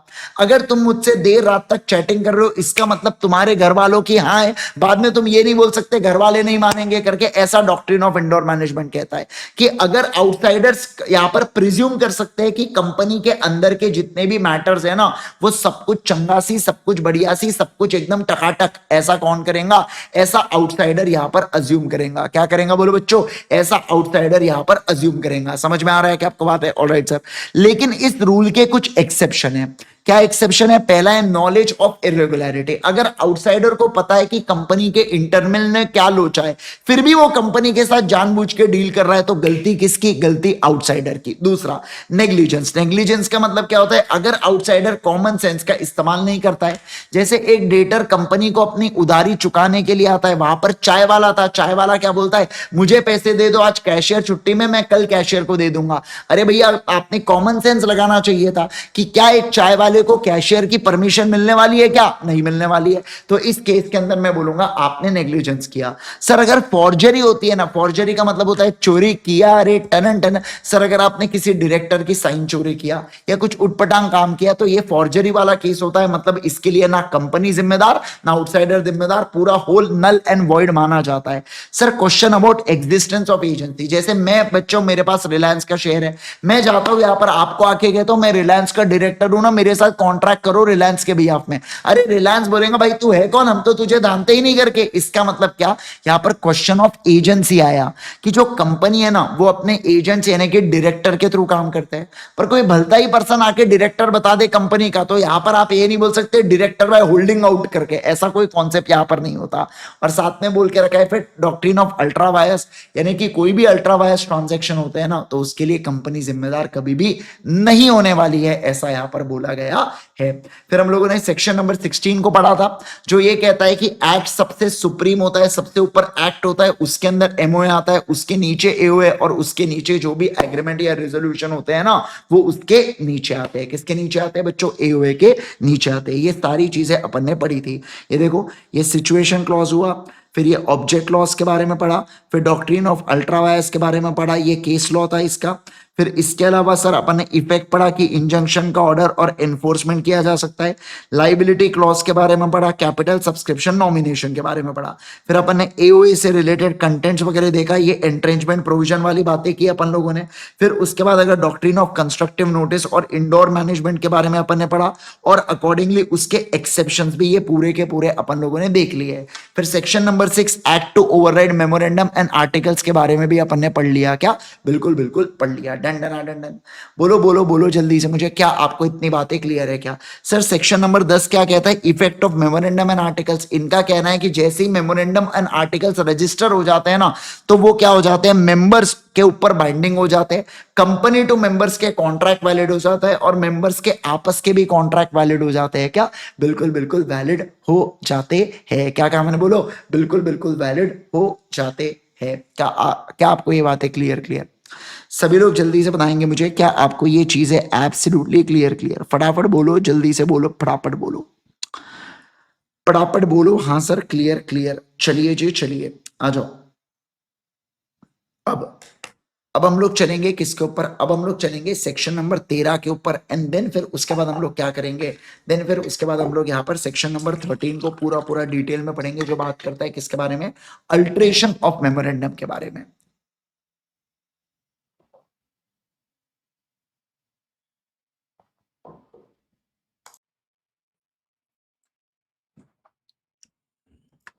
अल्ट्रेशन ऑफ मेमोरेंडम क्या कहता है, आइए समझिएगा मेरे साथ। सर अल्ट्रेशन ऑफ मेमोरेंडम की मैं बात करूं तो इसका कहना है कि मेमोरेंडम के अंदर अलग अलग क्लॉजेज होते हैं, जैसे नेरोलैक क्लॉजेज है, name clause, registered office clause, object clause, liability clause, association clause, capital clause, nominee clause, ये सारे क्लॉजेस थे। अब इन क्लॉजेस को अगर मैं अल्टर करना चाहता हूं, अल्टर का मतलब होता है दोस्तों चेंज करना चाहता हूं, तो इस केस के अंदर मैं कैसे चेंज कर पाऊंगा? तो देखो, अगर आप एमओए को अल्टर करना चाहते हो तो जनरल मीटिंग के अंदर आपको एसआर को पास करना पड़ेगा। मतलब अगर आपको किसी भी नेरोलैक के किसी भी पॉइंट को अगर आपको चेंज करना है तो आपको जनरल मीटिंग में क्या पास करना पड़ेगा? एसआर पास करना पड़ेगा। बट दोस्तों कुछ केसेस के अंदर आपको प्रोसीजर को फॉलो करना पड़ता है। जैसे कि नाम चेंज करना है तो प्रोसीजर को फॉलो करना है, नाम को रेक्टिफाई करना है तो प्रोसीजर को फॉलो करना है, रजिस्टर्ड ऑफिस को चेंज करना है तो प्रोसीजर को फॉलो करना है, ऑब्जेक्ट लॉस को चेंज करना है तो प्रोसीजर को फॉलो करना है। मतलब कि 4 केसेस के अंदर दोस्तों आपको क्या करना पड़ेगा? प्रोसीजर को फॉलो करना पड़ेगा। ठीक है सर। सबसे पहले अगर मैं बात करूं नेम चेंज के बारे में बात करेंगे। सर ये नेम चेंज का मतलब क्या होता है कि यहां पर सेंट्रल गवर्नमेंट यानी कि यहां पर आपको आरओसी से अप्रूवल लेना पड़ता है। क्या लेना पड़ता है? बोलो जल्दी से। यहां पर आपको आरओसी से, सेंट्रल गवर्नमेंट से अप्रूवल लेना पड़ता है कि हमें हमारे नाम को चेंज करना है, प्लीज चेंज करने दो। बट एक बात ध्यान रखना, आपके नेम चेंज को हम अलाउ नहीं करेंगे आरओसी। कब? जब आपने फाइनेंशियल स्टेटमेंट या एनुअल रिटर्न को फाइल नहीं किया है, या आपने कोई किसी भी प्रकार का डिफॉल्ट किया है रीपेमेंट के ऊपर। कौन से रीपेमेंट के ऊपर? Deposit, debenture and interest. क्या कहा मैंने? बोलो। डिपॉजिट, डिबेंचर एंड इंटरेस्ट के रीपेमेंट के ऊपर अगर आपने डिफॉल्ट किया है तो आपके नाम को चेंज करने हम लोग अलाउ नहीं करेंगे। नाम चेंज यहां पर है ना बच्चों, वॉलेंटरी होला है। वॉलेंटरी का मतलब होता है खुद से ये लोग नाम को चेंज करना यहां पर चाहते हैं। All right sir. इसके अलावा अब मैं बात करूंगा rectification of name of company के बारे में। सर ये जो रेक्टिफिकेशन ऑफ नेम है ये क्या कहता है कि यहां पर समझना, यहां पर क्या हो रहा है कि कंपनी ने खुद के नाम को आइडेंटिकल का मतलब होता है सेम टू सेम रख लिया है किसी दूसरे कंपनी से, या बहुत ज्यादा मैच कर रहा है, बहुत ज्यादा रिसेंबल कर रहा है किसी एग्जिस्टिंग कंपनी से।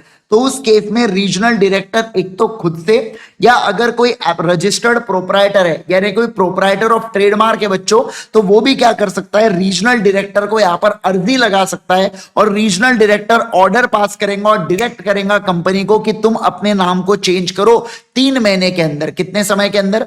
तुम अपने नाम को चेंज करो 3 महीनों के अंदर। और सर इसके लिए जनरल मीटिंग का ओआर पास किया जाएगा नए नाम को रखने के लिए। बट एक बात ध्यान रखना, ये जो रजिस्टर्ड प्रोप्राइटर है ना ट्रेडमार्क का, ये केवल और केवल 3 साल के अंदर अर्जी लगा सकता है जब से कंपनी इनकॉर्पोरेट हुई है। तो जब से आपने कंपनी को इनकॉर्पोरेट किया है वहां से केवल और केवल मात्र 3 साल के अंदर ही आप अर्जी लगा सकते हो। क्वेश्चन में कभी कभार पूछते हैं 2 साल के अंदर, 2 साल के बाद लगाया तो वैलिड है क्या? वैलिड है। 3 साल तक आप यहां पर अर्जी लगा सकते हो जब से नई कंपनी ओपन हुई है आइडेंटिकल। मैंने आपको याद है तो नेचुरल्स वर्सेस एनआईसी आइसक्रीम वाला यहां पर एग्जांपल दिया था आपको, ठीक है। ऑलराइट, इसके अलावा अगर मैं बात करूं तो जब से चेंज हुआ है बेटा कंपनी का नाम, वहां से 15 दिनों के अंदर आपने आरओसी को सेंट्रल गवर्नमेंट के ऑर्डर को सबमिट करना है, प्लस आपने नया नाम यहां पर देना है और आरओसी क्या करेगा?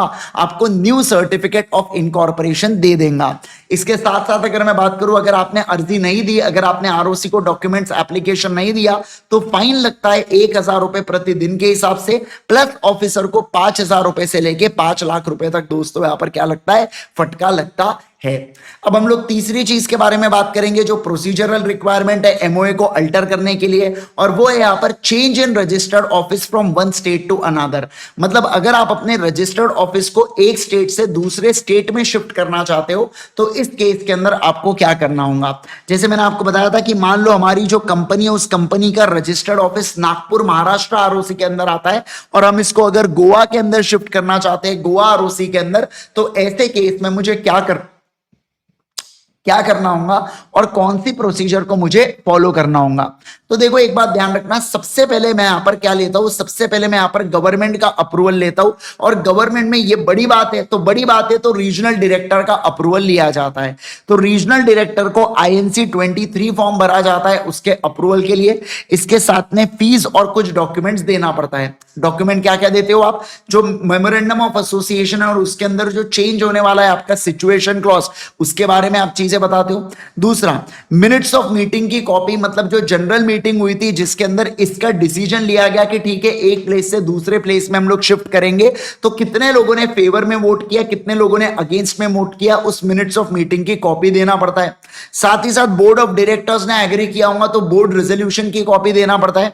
सर फिर क्रेडिटर और डिबेंचर होल्डर की लिस्ट भी हम लोग सबमिट करते हैं रीजनल डायरेक्टर के पास कि आप भी एक बार इनसे बात कर लेना कि इनको कोई तकलीफ तो नहीं है अगर हम हमारे रजिस्टर्ड ऑफिस को चेंज कर रहे हैं तो। और ये आपको बताना पड़ता है कि आपको acknowledgement of service of application, कि आपने इस चेंज के बारे में आपने एप्लीकेशन दिया है आपके एग्जिस्टिंग रजिस्ट्रार को, और जो चीफ सेक्रेटरी ऑफ स्टेट है ना, आपने इन दोनों को यहां पर बता दिया है, दोनों को आपने इन्फॉर्म कर दिया है। इसके बारे में आपको क्या देना पड़ेगा? इसके बारे में आपको एक यहां पर सर्विस ऑफ एप्लीकेशन का जो एक्नॉलेजमेंट है, उस एक्नॉलेजमेंट को, उस प्रूफ को आपको देना पड़ेगा आरडी को। क्या देना पड़ेगा बोलो बच्चों? आरडी को देना पड़ेगा, ठीक है सर। अब इसके साथ साथ जब से आपने अर्जी लगाई है उसके 30 दिन के अंदर अंदर आपको एडवर्टाइजमेंट भी देना पड़ता है न्यूज़पेपर में, इंग्लिश और वर्नाकुलर, मतलब आप आम जनता को यहां पर इन्फॉर्म कर रहे हो। अब सर रीजनल डायरेक्टर के पास जब से एप्लीकेशन आएगा ना, वो वहां से 60 डेज के अंदर ऑर्डर को पास कर सकता है, ऑर्डर को वो डिस्पोज करेगा और वो ऑर्डर पास कर सकता है। लेकिन एक बात ध्यान रखना, ऑर्डर को पास करने से पहले वो कंसेंट लेगा क्रेडिटर, डिबेंचर होल्डर और बाकी लोगों का। वो ये देखेगा कि आपने बराबर से प्रोविजन क्रिएट किया है क्या इन लोगों का अमाउंट पे करने के लिए, क्रेडिटर डिबेंचर होल्डर्स का। जैसे मान लो इनका 300 करोड़ है तो 300 करोड़ का प्रोविजन आपने बनाना चाहिए। साथ ही साथ ये भी देखा जाएगा कि क्या adequate securities for discharging debt, आपने क्या एडिक्वेट सिक्योरिटीज को अलग किया है क्या, इस बात को भी रीजनल डायरेक्टर देखता है और फिर अकॉर्डिंगली रीजनल डायरेक्टर ऑर्डर को पास कर देता है। अब ऑर्डर पास होने के बाद जो कंपनी है ना, ये आरओसी को, ये दोनों आरओसी को इन्फॉर्म करती है 30 दिनों के अंदर, और जो नई वाली आरओसी है ना, ये क्या देने वाली है बच्चों? सर्टिफिकेट ऑफ इनकॉर्पोरेशन दे देती है। क्या देती है बोलो जल्दी से? सर्टिफिकेट ऑफ इनकॉर्पोरेशन यहां पर दे देती है। किसको? कंपनी को दे दिया जाता है, ठीक है। ऑलराइट सर, इसके अलावा अब हम लोग बात करेंगे यहां पर चेंज ऑफ ऑब्जेक्ट के बारे में। सर अभी हम लोगों ने क्या देखा? अभी हम लोगों ने देखा कि कंपनी अगर एक स्टेट से दूसरे स्टेट में अपने रजिस्टर्ड ऑफिस को ले जाना चाहती है तो क्या वो ले जा सकती है क्या, इसके बारे में अभी हम लोगों ने यहां पर देखा, ठीक है। ऑलराइट सर, अब हम लोग चेंज ऑफ ऑब्जेक्ट के बारे में जानेंगे कि अगर कंपनी अपने ऑब्जेक्ट को बदलना चाहती है, अपने पर्पस को बदलना चाहती है तो कैसे बदल सकती है। तो देखो बड़ा सिंपल है, आपको अगर अपने ऑब्जेक्ट को चेंज करना है तो एसआर को पास कर लो और आपके ऑब्जेक्ट क्लॉज को चेंज कर लो, और आप क्या कर पाएंगे? जब से आपने ऑब्जेक्ट क्लॉज को चेंज किया है उसके बाद से आप नए ऑब्जेक्ट्स के लिए भी अपने पैसे को यूटिलाइज कर पाएंगे। अब लेकिन एक बात बता दूं, अगर सर ऐसा हुआ है, कैसा हुआ है कि मान लो कंपनी को पैसा रिसीव हुआ है, अब जो कंपनी को पैसा रिसीव हुआ है ना बच्चों, समझना, जो कंपनी को पैसा रिसीव हुआ है ना, वो पैसा अनयूटिलाइज्ड है। क्या है, मान लीजिए कंपनी ने यहां पर क्या किया था, आईपीओ लाया था। आईपीओ लाने के बाद शेयर्स दिए और पब्लिक से पैसा लिया, ये बोल के कि हम पानीपुरी का बिजनेस करेंगे। अब आप क्या चाहते हो कि आप पानीपुरी के साथ साथ आप पाव भाजी का बिजनेस भी ओपन करना चाहते हो, और वो जो आपने पब्लिक से पैसा लिया था पानीपुरी का बिजनेस बोल के, आप उस पैसे को पाव भाजी के लिए यूज करना चाहते हो। मतलब कि सर ये जो अनयूटिलाइज्ड अमाउंट है ना, आप इसको यूटिलाइज करना चाहते हो, है ना, किसी डिफरेंट सोर्स के लिए, तो आपको प्रोसीजर को फॉलो करना पड़ेगा। क्या कह रहा है समझो। मानो जैसे सर कंपनी है तो वो पानीपुरी का बिजनेस है 70 करोड़ का, मतलब मान लीजिए 100 करोड़ पब्लिक से लिया, प्रोस्पेक्टस देके, प्रोस्पेक्टस में बोला पानीपुरी का बिजनेस करेंगे, पानीपुरी में 70 करोड़ लगाए, और पाव भाजी में बचा हुआ 30 करोड़ में यूटिलाइज करना चाहता हूं, तो कैसे इसके लिए ऑब्जेक्ट चेंज होगा, उसकी प्रोसीजर यहां पर आ रही है। तो सबसे पहला आपको जनरल मीटिंग में स्पेशल रेजोल्यूशन को पास करना पड़ेगा, और ये जो स्पेशल रेजोल्यूशन है ये पोस्टल बैलेट की मदद से वोटिंग की जाएंगी। इसके अंदर पोस्टल बैलेट चैप्टर नंबर 7 में आपको आने वाला है, ये आपने पढ़ लिया होगा। अभी क्योंकि ये रिवीजन चल रहा है तो हो सकता है कि बच्चों ने मतलब पूरा सिलेबस करने के बाद देख रहे होंगे, तो ऐसे केस के अंदर पोस्टल बैलेट वहां पे आता है। हालांकि पोस्टल बैलेट का मैंने आपको मतलब बताया हूं।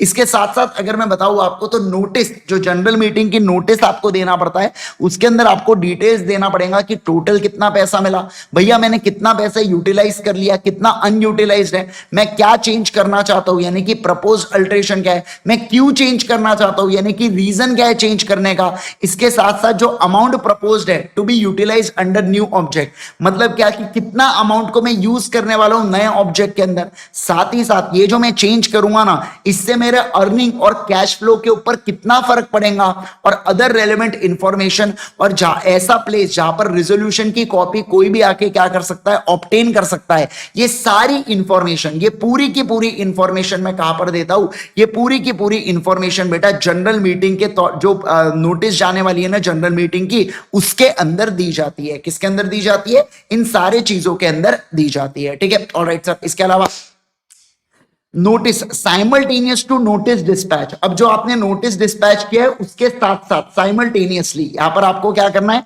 सर, आपको यहां पर एडवर्टाइजमेंट दे देना है न्यूज़पेपर के अंदर, वेबसाइट के अंदर। न्यूज़पेपर में कौन से English newspaper, vernacular newspaper, English मतलब जिसका अच्छा सर्कुलेशन है, और वर्नाकुलर का मतलब होता है सर जहां पर कंपनी का रजिस्टर्ड ऑफिस सिचुएटेड है ना, वहां के न्यूज़पेपर में, वहां की लोकल लैंग्वेज के न्यूज़पेपर में आपको एडवर्टाइजमेंट दे देना है सर। साथ ही साथ अब ये देखो, जो डिसेंडिंग शेयर होल्डर होंगे, जो नाराज शेयर होल्डर होंगे, उनको प्रमोटर ऑप्शन देता है कि आप एग्जिट कर सकते हो, आप आपके शेयर हमें बेच दो, हम आपको पैसा दे देते हो और आप कंपनी से एग्जिट ले लो। सर रजिस्ट्रार, अब देखो सर, जिस दिन डेट ऑफ फाइलिंग एसआर है, वहां से रजिस्ट्रार 30 दिनों के अंदर सर्टिफाई करेंगे, और सर्टिफाई होने के बाद ही इसका एक्चुअल इफेक्ट आता है। इसका मतलब जब सर्टिफिकेशन मिलेगा ना, फिर से सुन लो, जब सर्टिफिकेशन मिलेगा ना, उसके बाद ही आप डिफरेंट सोर्स के लिए पैसे को यूटिलाइज कर सकते हो। तब तक आप डिफरेंट सोर्सेस के लिए पैसे का यूटिलाइज कर पाएंगे क्या? नहीं सर, आप पैसे को यूटिलाइज नहीं कर पाएंगे। क्या कहा मैंने, बोलो, आप पैसे को यूटिलाइज नहीं कर पाएंगे सर, ऐसा यहां पर बोला गया है। तो 4 प्रोसीजर है, सबसे पहले एसआर पास करना है, दूसरा फिर क्या बोला, नोटिस यहां पर न्यूज़पेपर वेबसाइट पे देना है, डिसेंडिंग शेयर होल्डर नाराज लोगों को एग्जिट का ऑप्शन देना है, और रजिस्ट्रार 30 दिन के अंदर सर्टिफाई करता है क्या? यस, रजिस्ट्रार 30 दिन के अंदर सर्टिफाई करता है सर। ऐसे यहां पर क्या है, ऐसे यहां पर 4 स्टेप से किसको अल्टर करने के, एमओए को अल्टर करने के। किसको अल्टर करने के? एमओए को। देखो नॉर्मली एसआर से होता है, पर नाम चेंज करना है तो ऐसे करना पड़ेगा। फिर इसके अलावा बोल के रखा है नाम को रेक्टिफाई करना है तो इस तरीके से रेक्टिफाई किया जा सकता है, ऑर्डर वगैरह पास होगा सर। फिर रजिस्टर्ड ऑफिस को एक स्टेट से दूसरे स्टेट में ले जाना है तो इस तरीके से आपको करना होगा। फिर यहां पर बोल के रखा है कि सर ऑब्जेक्ट्स को चेंज करना है तो नोटिस के अंदर ये सारी चीजें आएंगी, एडवर्टाइजमेंट होगा, डिसेंडिंग शेयर होल्डर को ऑप्शन देना, और सर्टिफाई हो जाएगा 30 दिन के अंदर, जब से यहां पर क्या किया जाता है, जब से रजिस्ट्रार इसको अप्रूवल देता है। ठीक है, ऑलराइट सर। अब हम लोग पढ़ेंगे सेक्शन नंबर 14 को, जो बात करता है अल्टरेशन ऑफ आर्टिकल्स के बारे में। इसके बारे में बात करेंगे, अल्टरेशन ऑफ आर्टिकल्स के बारे में। अब हम लोग इसको पढ़ना चालू करेंगे, सेक्शन नंबर 14। सारे के सारे लोग ध्यान दीजिएगा। ओके चलो, अब हम लोग बात करेंगे यहां पर अल्टरेशन ऑफ एओए के बारे में, यानी कि अगर हमको आर्टिकल्स ऑफ एसोसिएशन को चेंज करना है, अल्टर करना है, तो कैसे किया जा सकता है। तो देखिए, सबसे पहले आपको जनरल मीटिंग में एसआर पास करना है भैया, एमओए को चेंज करना है या एओए को चेंज करना है, दोनों केस के अंदर आपको क्या पास करना पड़ता है, आपको एसआर पास करना पड़ता है। Okay sir. अब देखो सेकंड वाली चीज, सर अगर पब्लिक से प्राइवेट कंपनी करना है या प्राइवेट से पब्लिक कंपनी करना है, क्या कहा मैंने, बोलो, पब्लिक से प्राइवेट कंपनी करना है या प्राइवेट से पब्लिक कंपनी करना है, दोनों केस के अंदर आपको ये प्रोसीजर को फॉलो करना पड़ता है। सर एसआर जब से आपने पास किया है वहां से 60 डेज के अंदर कंपनी आरडी को RD1 along with the fees और डॉक्यूमेंट्स कुछ फॉर्म सबमिट करती है, मतलब along with the RD1 plus fees कुछ डॉक्यूमेंट्स सबमिट करती है, और फिर उसके बाद रीजनल डायरेक्टर क्या करता है बच्चों, ऑर्डर को पास करता है। अब सवाल बनता है कौन से डॉक्यूमेंट्स को यहां पर सबमिट किया जाता है, तो देखो एमओए और एओए और उसके अंदर के चेंजेस, फिर एमओएम की कॉपी जिसके अंदर मतलब जो जनरल मीटिंग हुई है उसकी कॉपी यहां पर दी जाती है, जिसके अंदर वोट कितने फेवर में, वोट कितने अगेंस्ट में, और फिर इसके बाद बोर्ड रेजोल्यूशन की कॉपी। क्या आपको लगता नहीं ये तीन चीजें बिल्कुल सेम है जो अपन ने एमओए के अंदर चेंजेस में देख रहे थे, एमओए के अल्ट्रेशन थे, एमओए और एमओए के अल्ट्रेशन, एमओएम की कॉपी थी और बोर्ड रेजोल्यूशन की कॉपी थी। अब तीसरी चौथी चीज यहां पर आती है इंपॉर्टेंट डॉक्यूमेंट्स के अंदर कि सर यहां पर KMP यानी कि की मैनेजरियल पर्सन के द्वारा डिक्लेरेशन दिया जाता है कि हमने एक्ट की जितनी भी रिक्वायरमेंट्स है ना उस रिक्वायरमेंट को हमने क्या किया है, कंप्लाई किया है, यानी कि हमने उसको फॉलो किया है। Alright sir. फिर तीसरी प्रोसीजर में आता है कन्वर्जन। अब सर यहां पर जो रीजनल डायरेक्टर है ऑर्डर पास करता है कंपनी को कि ठीक है तुम कंपनी को कन्वर्ट कर लो, और कंपनी ROC को 15 दिन के अंदर क्या देती है, जो रीजनल डायरेक्टर का ऑर्डर आया, जो एमओए के एओए के अंदर चेंजेस है और जो नया एओए जैसे ये ओल्ड एओए ये उसके अंदर चेंजेस और नया एओए, तो ये दिया जाता है और ये दिया जाता है, समझ में आ रहा है। और आरडी का जो ऑर्डर है ना वो आरडी का ऑर्डर भी यहां पर दिया जाता है, क्या बिल्कुल बिल्कुल आरओसी के पास सबमिट किया जाता है। इसके साथ साथ सर सेक्शन नंबर 15 कहता है कि जो भी आप एमओए और एओए के अंदर अल्टर करते हो इन सारे अल्टरेशंस को जितनी भी कॉपीज है चाहे फिजिकल कॉपी हो या इलेक्ट्रॉनिक कॉपी हो आपके उसके अंदर चेंजेस करना होगा, और अगर आपने चेंज नहीं किया तो पर कॉपी आपको 1000 रुपीज की पेनल्टी बैठेंगी, कंपनी को अलग ओआईडी को अलग। अगला registered office of the company. Sir company जब से इनकॉर्पोरेट होती है वहां से 30 दिनों के अंदर आपने कंपनी के रजिस्टर्ड ऑफिस को सेट करना है जो किसी डॉक्यूमेंट को रिसीव भी कर पाए और एक्नॉलेज भी कर पाए। क्या कहा मैंने, बोलो, रिसीव भी कर पाए और एक्नॉलेज भी कर पाए। एक बात बता दूं मैं आपको, ये कोई पीओ बॉक्स नहीं चाहिए। क्या कहा मैंने, बोलो, ये कोई पीओ बॉक्स नहीं चाहिए, ये कोई पीओ बॉक्स नहीं चाहिए दोस्तों। हम लोग इसे क्या बोलेंगे, ये कोई पीओ बॉक्स नहीं चाहिए, हम लोग इसे कहते हैं कि सर ये रजिस्टर्ड ऑफिस होना चाहिए, प्रॉपर ऑफिस होना चाहिए जहां पर कोई भी व्यक्ति आ जा सके और डॉक्यूमेंट्स को रिसीव या लेन देन कर सके, के डॉक्यूमेंटेशन का बिल्कुल बिल्कुल कर सके। अब रजिस्टर्ड ऑफिस, सर हमको इस पर्टिकुलर सेक्शन में दो चीजें पढ़ना है। अगर रजिस्टर्ड ऑफिस को चेंज करना है तो कैसे करेंगे, और रजिस्टर्ड ऑफिस का लेबलिंग कैसे करेंगे। लेबलिंग का मतलब होता है बाहर अगर आपको बैनर लगाना है, आपको एड्रेस लिखना है तो कैसे लिखोगे। तो इनका कहना है कि रजिस्टर्ड ऑफिस को लेबल अगर आपको करना है तो एक तो आप पेंट कर सकते हो या अफिक्स कर सकते हो।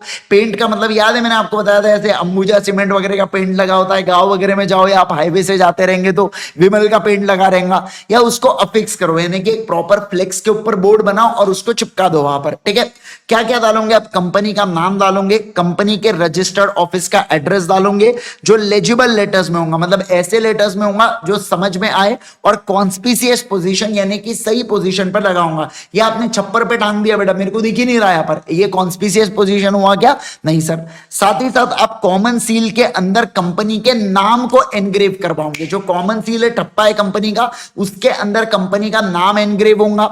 इसके साथ साथ जो लेटर और बिलेट्स है कंपनी के, उसके अंदर कंपनी का नाम, address, registered office, CIN number, phone number, email ID, ये सारी चीजें डाली जाती है।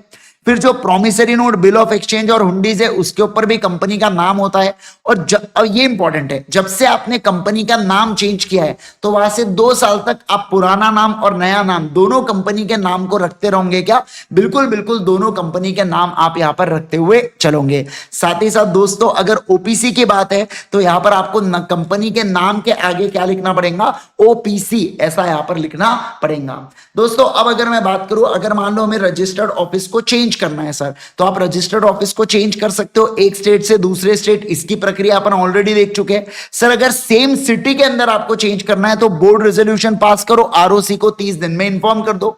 सर सेम स्टेट में करना है, यानी कि डिफरेंट सिटी है बट सेम आरओसी है, तो एसआर पास करके आरओसी को 30 दिन में इन्फॉर्म करना है। यहां पर एसआर है, ऊपर बीआर था। सर सेम स्टेट में करना है पर एक आरओसी से दूसरे आरओसी के पास जा रहा है, जैसे मुंबई से पुणे शिफ्ट हो रहा हूं मैं, तो मुंबई आरओसी से पुणे आरओसी के पास जा रहा हूं, बट दोनों चीजें महाराष्ट्र में ही है, तो मैं बोलूंगा यहां पर एसआर को पास करो, फिर आरडी से परमिशन लो। आरडी 30 दिन के अंदर आपको अप्रूवल देगा, कंपनी 60 दिनों के अंदर आरओसी को इन्फॉर्म करेंगी, आरओसी 30 दिन के अंदर यहां पर आपको कंक्लूसिव एविडेंस दे देगा, आपको बोल देगा ठीक है तथास्तु, एक काम करो चेंज कर लो करके। दोस्तों एक और बात बता दूं कि जो कंपनी का रजिस्टर्ड ऑफिस होता है और कॉर्पोरेट ऑफिस होता है, ये दोनों अलग अलग ऑफिस होते हैं, इनकी आपस में कोई समानताएं होती है क्या? नहीं सर, आपस में कोई भी समानताएं नहीं होती। तो अगर कॉर्पोरेट ऑफिस चेंज हो रहा है तो उसके अंदर कोई परमिशन वगैरह नहीं लगती, वो बोर्ड रेजोल्यूशन के बाद आप डायरेक्टली उसको चेंज कर सकते हो। यहां पर बात हो रही है रजिस्टर्ड ऑफिस के चेंज के बारे में, फिर से रिपीट कर दूं, यहां पर बात हो रही है रजिस्टर्ड ऑफिस के चेंज के बारे में, ठीक है। ऑलराइट सर, अब मैं बात करूंगा सेक्शन नंबर 10A के बारे में। सेक्शन नंबर 10A बात करता है यहां पर कमेंसमेंट ऑफ बिजनेस, किसके बारे में? कमेंसमेंट ऑफ बिजनेस, की कब से आप कंपनी का बिजनेस को चालू कर सकते हो या कब से कंपनी अपने बोरोइंग पावर वगैरह से रिलेटेड डील कर सकती है। तो देखो सर 30 दिन के अंदर आपने अपने रजिस्टर्ड ऑफिस को सेट कर देना है, यानी कि आपने वेरीफाई कर लेना है अपने रजिस्टर्ड ऑफिस को। फिर INC 20A के अंदर डिक्लेरेशन दिया जाता है डायरेक्टर के द्वारा कि वो सारे सब्सक्राइबर, क्या काम मैंने बोलो, सारे सब्सक्राइबर जिन्होंने वादा किया था कि वो शेयर्स को खरीदेंगे, उन्होंने शेयर्स को खरीदा है।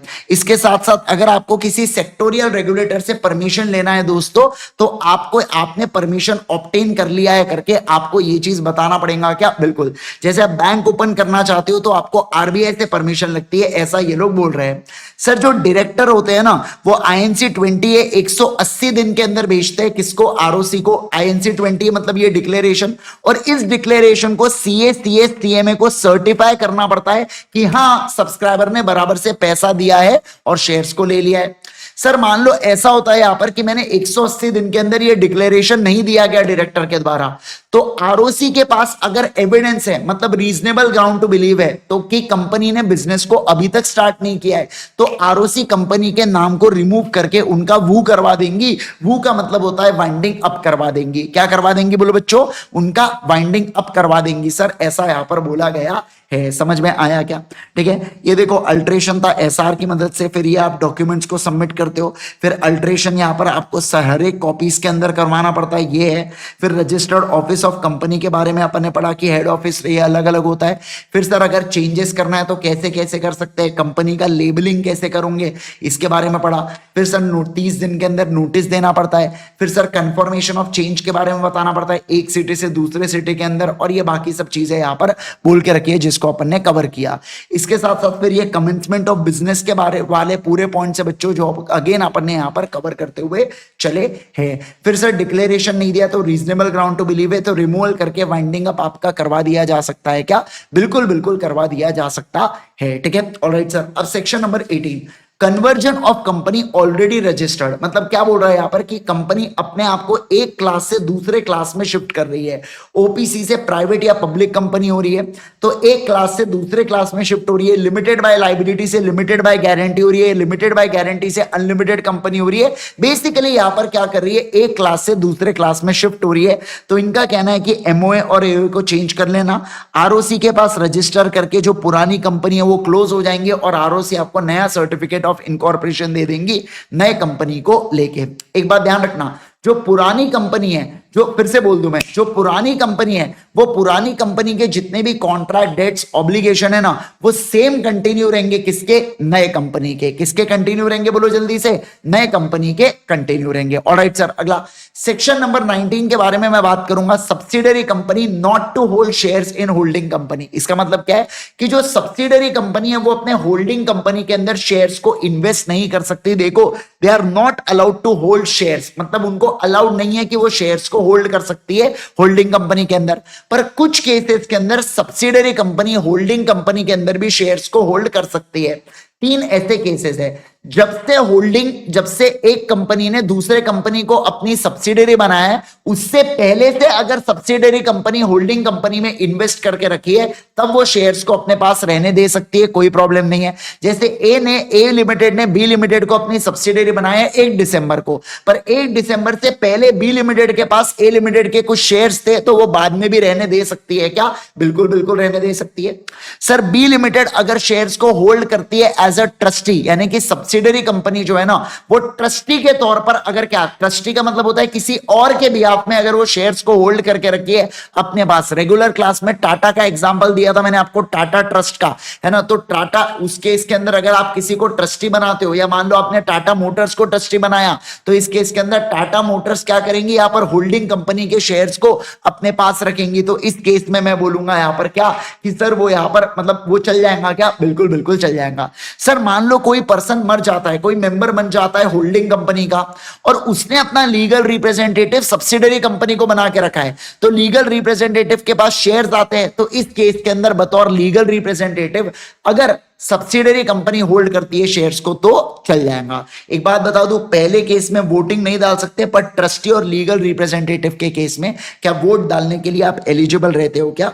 बिल्कुल बिल्कुल वोट डालने के लिए आप यहां पर एलिजिबल रहते हो, बस ऐसी बात यहां पर की गई है। सर फिर मैं डॉक्यूमेंट को सर्व करना चाहता हूं कंपनी या कंपनी के ऑफिसर को, तो मैं इन सारी सुविधाओं का प्रयोग कर सकता हूं। Registered post, speed post, courier service, registered office पे जाके छोड़ देना, या इलेक्ट्रॉनिक मींस जैसे ईमेल, फैक्स का मैं प्रयोग कर सकता हूं। अब ईमेल अगर किसी मेंबर को करना है या मेंबर को ईमेल करना है, तो मेंबर की जो भी आईडी होती है डिपॉजिटरी पार्टिसिपेंट्स के पास, जैसे मेरा अकाउंट जेरोदा के पास है, तो जेरोदा को मैंने जो भी अपनी ऑफिशियल आईडी दिया, वो ऑफिशियल आईडी किसके पास होंगी?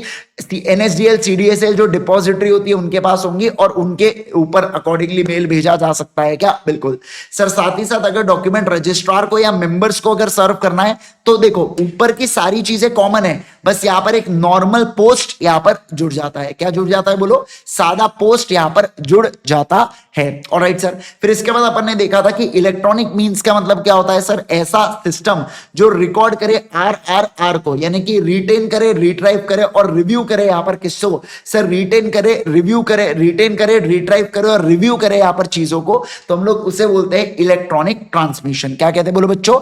Electronic transmission. अच्छा एक बात बता दूं कि जब भी आप जनरल मीटिंग का नोटिस पोस्ट से भेजते हो, तो अज्यूम हम लोग कर लेते हैं कि 48 आवर्स बाद वो रिसीव हो गया होगा। सर जनरल मीटिंग के अलावा, सुनो, जनरल मीटिंग के अलावा अगर यहां पर नोटिस भेजा जाता है, तो उस केस के अंदर हम लोग कहते हैं कि ऑर्डिनरी, मान लो 3-4 दिन का समय लगता है पहुंचने के लिए, तो 3-4 दिन बाद मिलेगा, ऐसा यहां पर अज्यूम किया जाता है। सर निधि कंपनी के केस में ऐसे मेंबर बच्चों जो 1000 से ऊपर अगर इन्वेस्ट करके रखे, या 1% ऑफ टोटल वोटिंग पावर, दोनों में से विचएवर इज लेस है, दोनों उससे ज्यादा इन्वेस्ट करके रखे, तो उस केस के अंदर हम बोलेंगे कि उनको आपको नोटिस भिजवाना पड़ेगा। बाकी लोगों को आप क्या कर दो? न्यूज़पेपर की मदद से बता दो।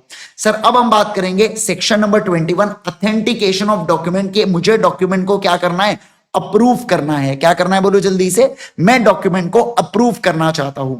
तो उस केस के अंदर सर एज पर सेक्शन 21 के अनुसार डॉक्यूमेंट को ऑथेंटिकेट किया जा सकता है। डॉक्यूमेंट हो गया या कॉन्ट्रैक्ट हो गया, इसको ऑथेंटिकेट एक तो की मैनेजरियल पर्सन करेंगे, या कोई भी बोर्ड अथोराइज पर्सन अगर होता है, तो वो भी कंपनी के डॉक्यूमेंट्स को या कंपनी के कॉन्ट्रैक्ट्स को क्या कर सकता है? अथोराइज कर सकता है। क्या कर सकता है बोलो बच्चों? अथोराइज कर सकता है। ऑलराइट सर, इसके अलावा अगर कोई भी बिल ऑफ एक्सचेंज है, प्रोमिसरी नोट है, मैं इशू कर रहा हूं, इसको एंडोर्स कर रहा हूं या कुछ भी कर रहा हूं, तो इस केस के लिए मैं यहां पर क्या कर सकता हूं? किसी एक पर्सन को अथोराइज कर सकता हूं बाय फॉर्मल डीड्स, या पावर ऑफ अटॉर्नी उस पर्सन के नाम पर देके। सर पावर ऑफ अटॉर्नी जब आप बनाओगे राइटिंग में, तो एक तो वो कॉमन सील के द्वारा अप्रूव होगा, या 2 डायरेक्टर साइन करेंगे, या एक सेक्रेटरी और एक डायरेक्टर उसको साइन करेगा।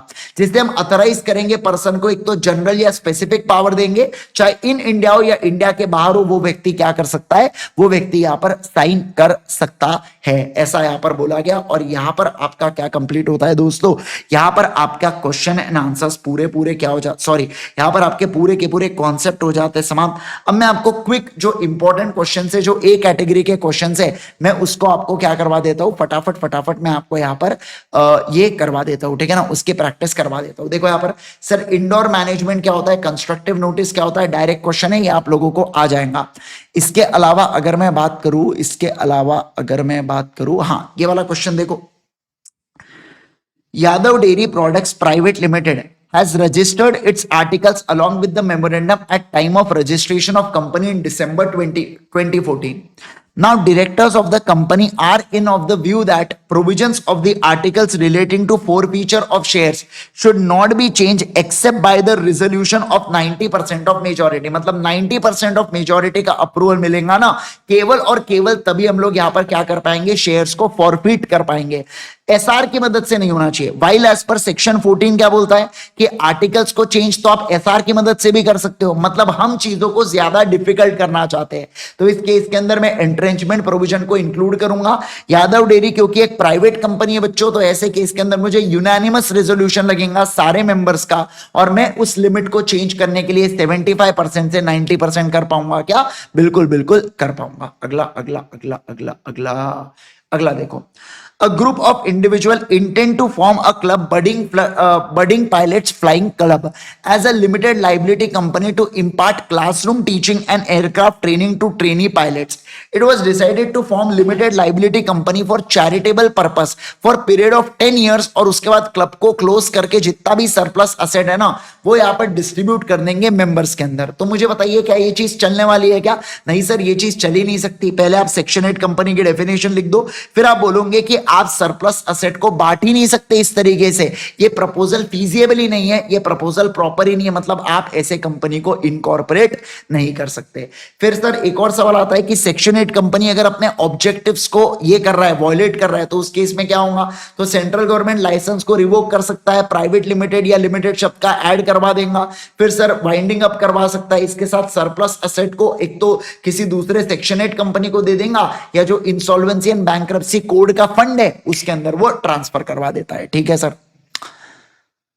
अगला अगला अगला सवाल, हाँ ये वाला देखो सर, रजिस्टर, ये वाला इसमें इंपॉर्टेंट है, ये मतलब बाकी सब तो चिल्लर है इतना, ये वाला इंपॉर्टेंट है सर। रजिस्टर्ड ऑफिस यहाँ पर मुंबई में है बच्चों और कॉर्पोरेट ऑफिस पुणे में, और हम कॉर्पोरेट ऑफिस को चेंज करना चाहते हैं, तो मुझे क्या करना पड़ेगा? बोर्ड रेजोल्यूशन को पास करूंगा, कॉर्पोरेट ऑफिस को चेंज कर दूंगा, किसी को अप्रूवल लेने की कोई जरूरत यहाँ पर नहीं है। फिर यहाँ पर बोल के रखा है सर कि एक कंपनी है विंटेज सिक्योरिटीज इक्विपमेंट, जिन्होंने 100 करोड़ रुपए इशू किया है, बट उन्होंने केवल 10 करोड़ का यूटिलाइज किया है कैमरा के अंदर सीसीटीवी बनाने के लिए। अब वो बचे हुए 90 करोड़ से या बचे हुए अमाउंट से मोबाइल ऐप का डेवलपमेंट करना चाहते हैं, क्या वो कर सकते हैं क्या? तो इसके लिए आपको पूरा स्टेप्स देना पड़ेगा कि आप इन्फॉर्म करो, ये साथ बताओ, नाराज पुप्पा को यहाँ पर क्या करो, नाराज लोगों को ऑप्शन दो कि आप एग्जिट कर लो करके, वो सारी चीजों की प्रक्रिया यहाँ पर आने वाली है। ठीक है, ओके ओके ओके। हाँ अब देखो सर ये वाले क्वेश्चन में क्या कह रहा है सुनो, एक कंपनी बच्चों कंपनी है यहाँ पर बच्चों UINA infra projects private limited करके, ये जो कंपनी है ना ये इनकॉर्पोरेट हुई 1 जून 2022 को। अब ऑलरेडी एक ट्रेड नेम, ऑलरेडी ना मिस्टर एक्स के पास एक ट्रेड नेम है, ऑलरेडी पेटेंट लगा हुआ है उसके ऊपर UINA इंफ्रा प्रोजेक्ट्स नाम का, और ये कब से लगा हुआ है बच्चों? 1 अप्रैल 2022 से लगा हुआ है। अब यहां पर क्या हुआ, जब एक्स ने रिकवर हुआ इलनेस से तो 20 में 2024 को, कंपनी कब बनी थी? 2022 में, तो इसका मतलब 2025 तक मिस्टर एक्स अर्जी डाल सकते हैं। तो उसने उसके बाद क्या किया, 5 जुलाई 2024 को अर्जी डाला रीजनल डायरेक्टर के पास कि नाम को चेंज करो। मुझे बताइए क्या नाम यहां पर चेंज हो जाएगा क्या? बिल्कुल बिल्कुल हो जाएगा बच्चों, क्योंकि ये अर्जी कंपनी बनने के 3 साल के अंदर डाली गई है। क्या कहा मैंने? बोलो, कंपनी बनने के 3 साल के अंदर अर्जी डाली है, तो बिल्कुल बिल्कुल सर सही समय यहां पर डाल दी गई है। ठीक है, आ जाओ अगला सर। 31 मार्च 2018 पर जो पेड अप शेयर कैपिटल है एच लिमिटेड का वो है 10 लाख शेयर्स इंटू 10 यानी कि 1 करोड़ का। जो एच लिमिटेड है उसके पास 6 लाख इक्विटी शेयर्स है बच्चों और 4 लाख बाकी अदर के पास है। इसका मतलब एच लिमिटेड होल्डिंग है, एच लिमिटेड सब्सिडरी है उसकी। Simultaneously H limited 5% of H limited को भी होल्ड करके रखी है, जिसमें अंदर 1% ऑफ शेयर वो एज ए लीगल रिप्रेजेंटेटिव के तौर पर होल्ड करी है। तो क्या फर्दर इन्वेस्टमेंट किया जा सकता है क्या? नहीं किया जा सकता। क्या वोटिंग राइट मिल सकता है क्या? 1% के ऊपर ऊपर मिल सकता है, 4% के ऊपर नहीं मिल सकता। क्या एच यहां पर अलॉट या ट्रांसफर कर सकती है क्या शेयर्स को? नहीं सर, नहीं कर सकते। अच्छा एक बात बता दूं, एच लिमिटेड होल्डिंग है, एच लिमिटेड सब्सिडरी है। अगर एच लिमिटेड बोनस बांटता है तो एच लिमिटेड को क्या बोनस मिल सकता है क्या? हाँ दोस्तों, बोनस मिल सकता है, क्योंकि बोनस फुकट में मिलता है।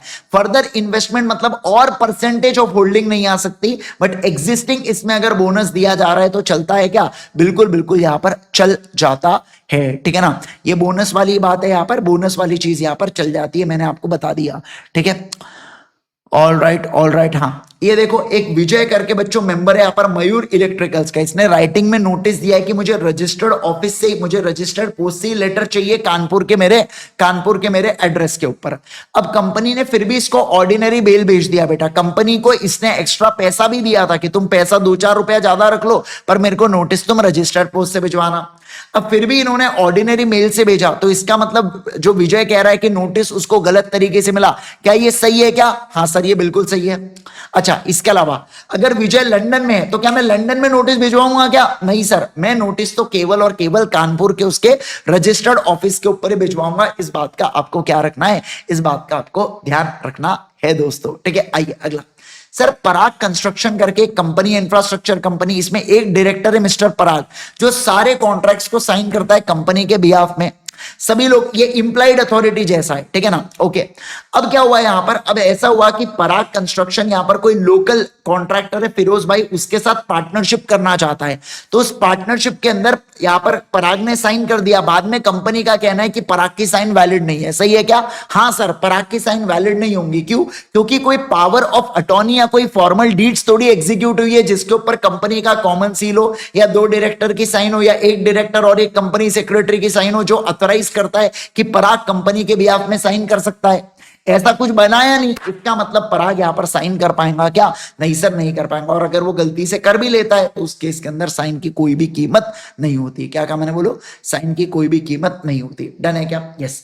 तो बस इतने ही इंपॉर्टेंट क्वेश्चंस थे बच्चों किसके अंदर, चैप्टर नंबर 2 के अंदर। किसके अंदर? बोलो जल्दी से, चैप्टर नंबर 2 के अंदर। समझ में आ रहा है क्या?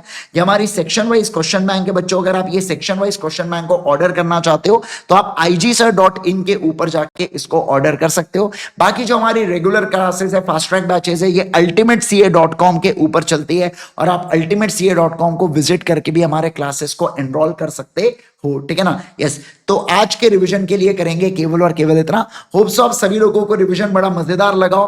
कैसा लगा रिवीजन जरूर से मुझे चैट सेक्शन के अंदर, कमेंट बॉक्स के अंदर बताना। वीडियो को लाइक करना, चैनल को सब्सक्राइब जरूर करना। आपको आपके अटेम्प्ट की कसम, आपको 5 मार्क एक्स्ट्रा देंगे भगवान, ठीक है। चलिए दोस्तों, आज के लिए करेंगे केवल और केवल इतना। मिलते हैं किसी अगले रिवीजन वीडियो के अंदर। Till then, bye bye everyone, take care everyone, and all the best everyone.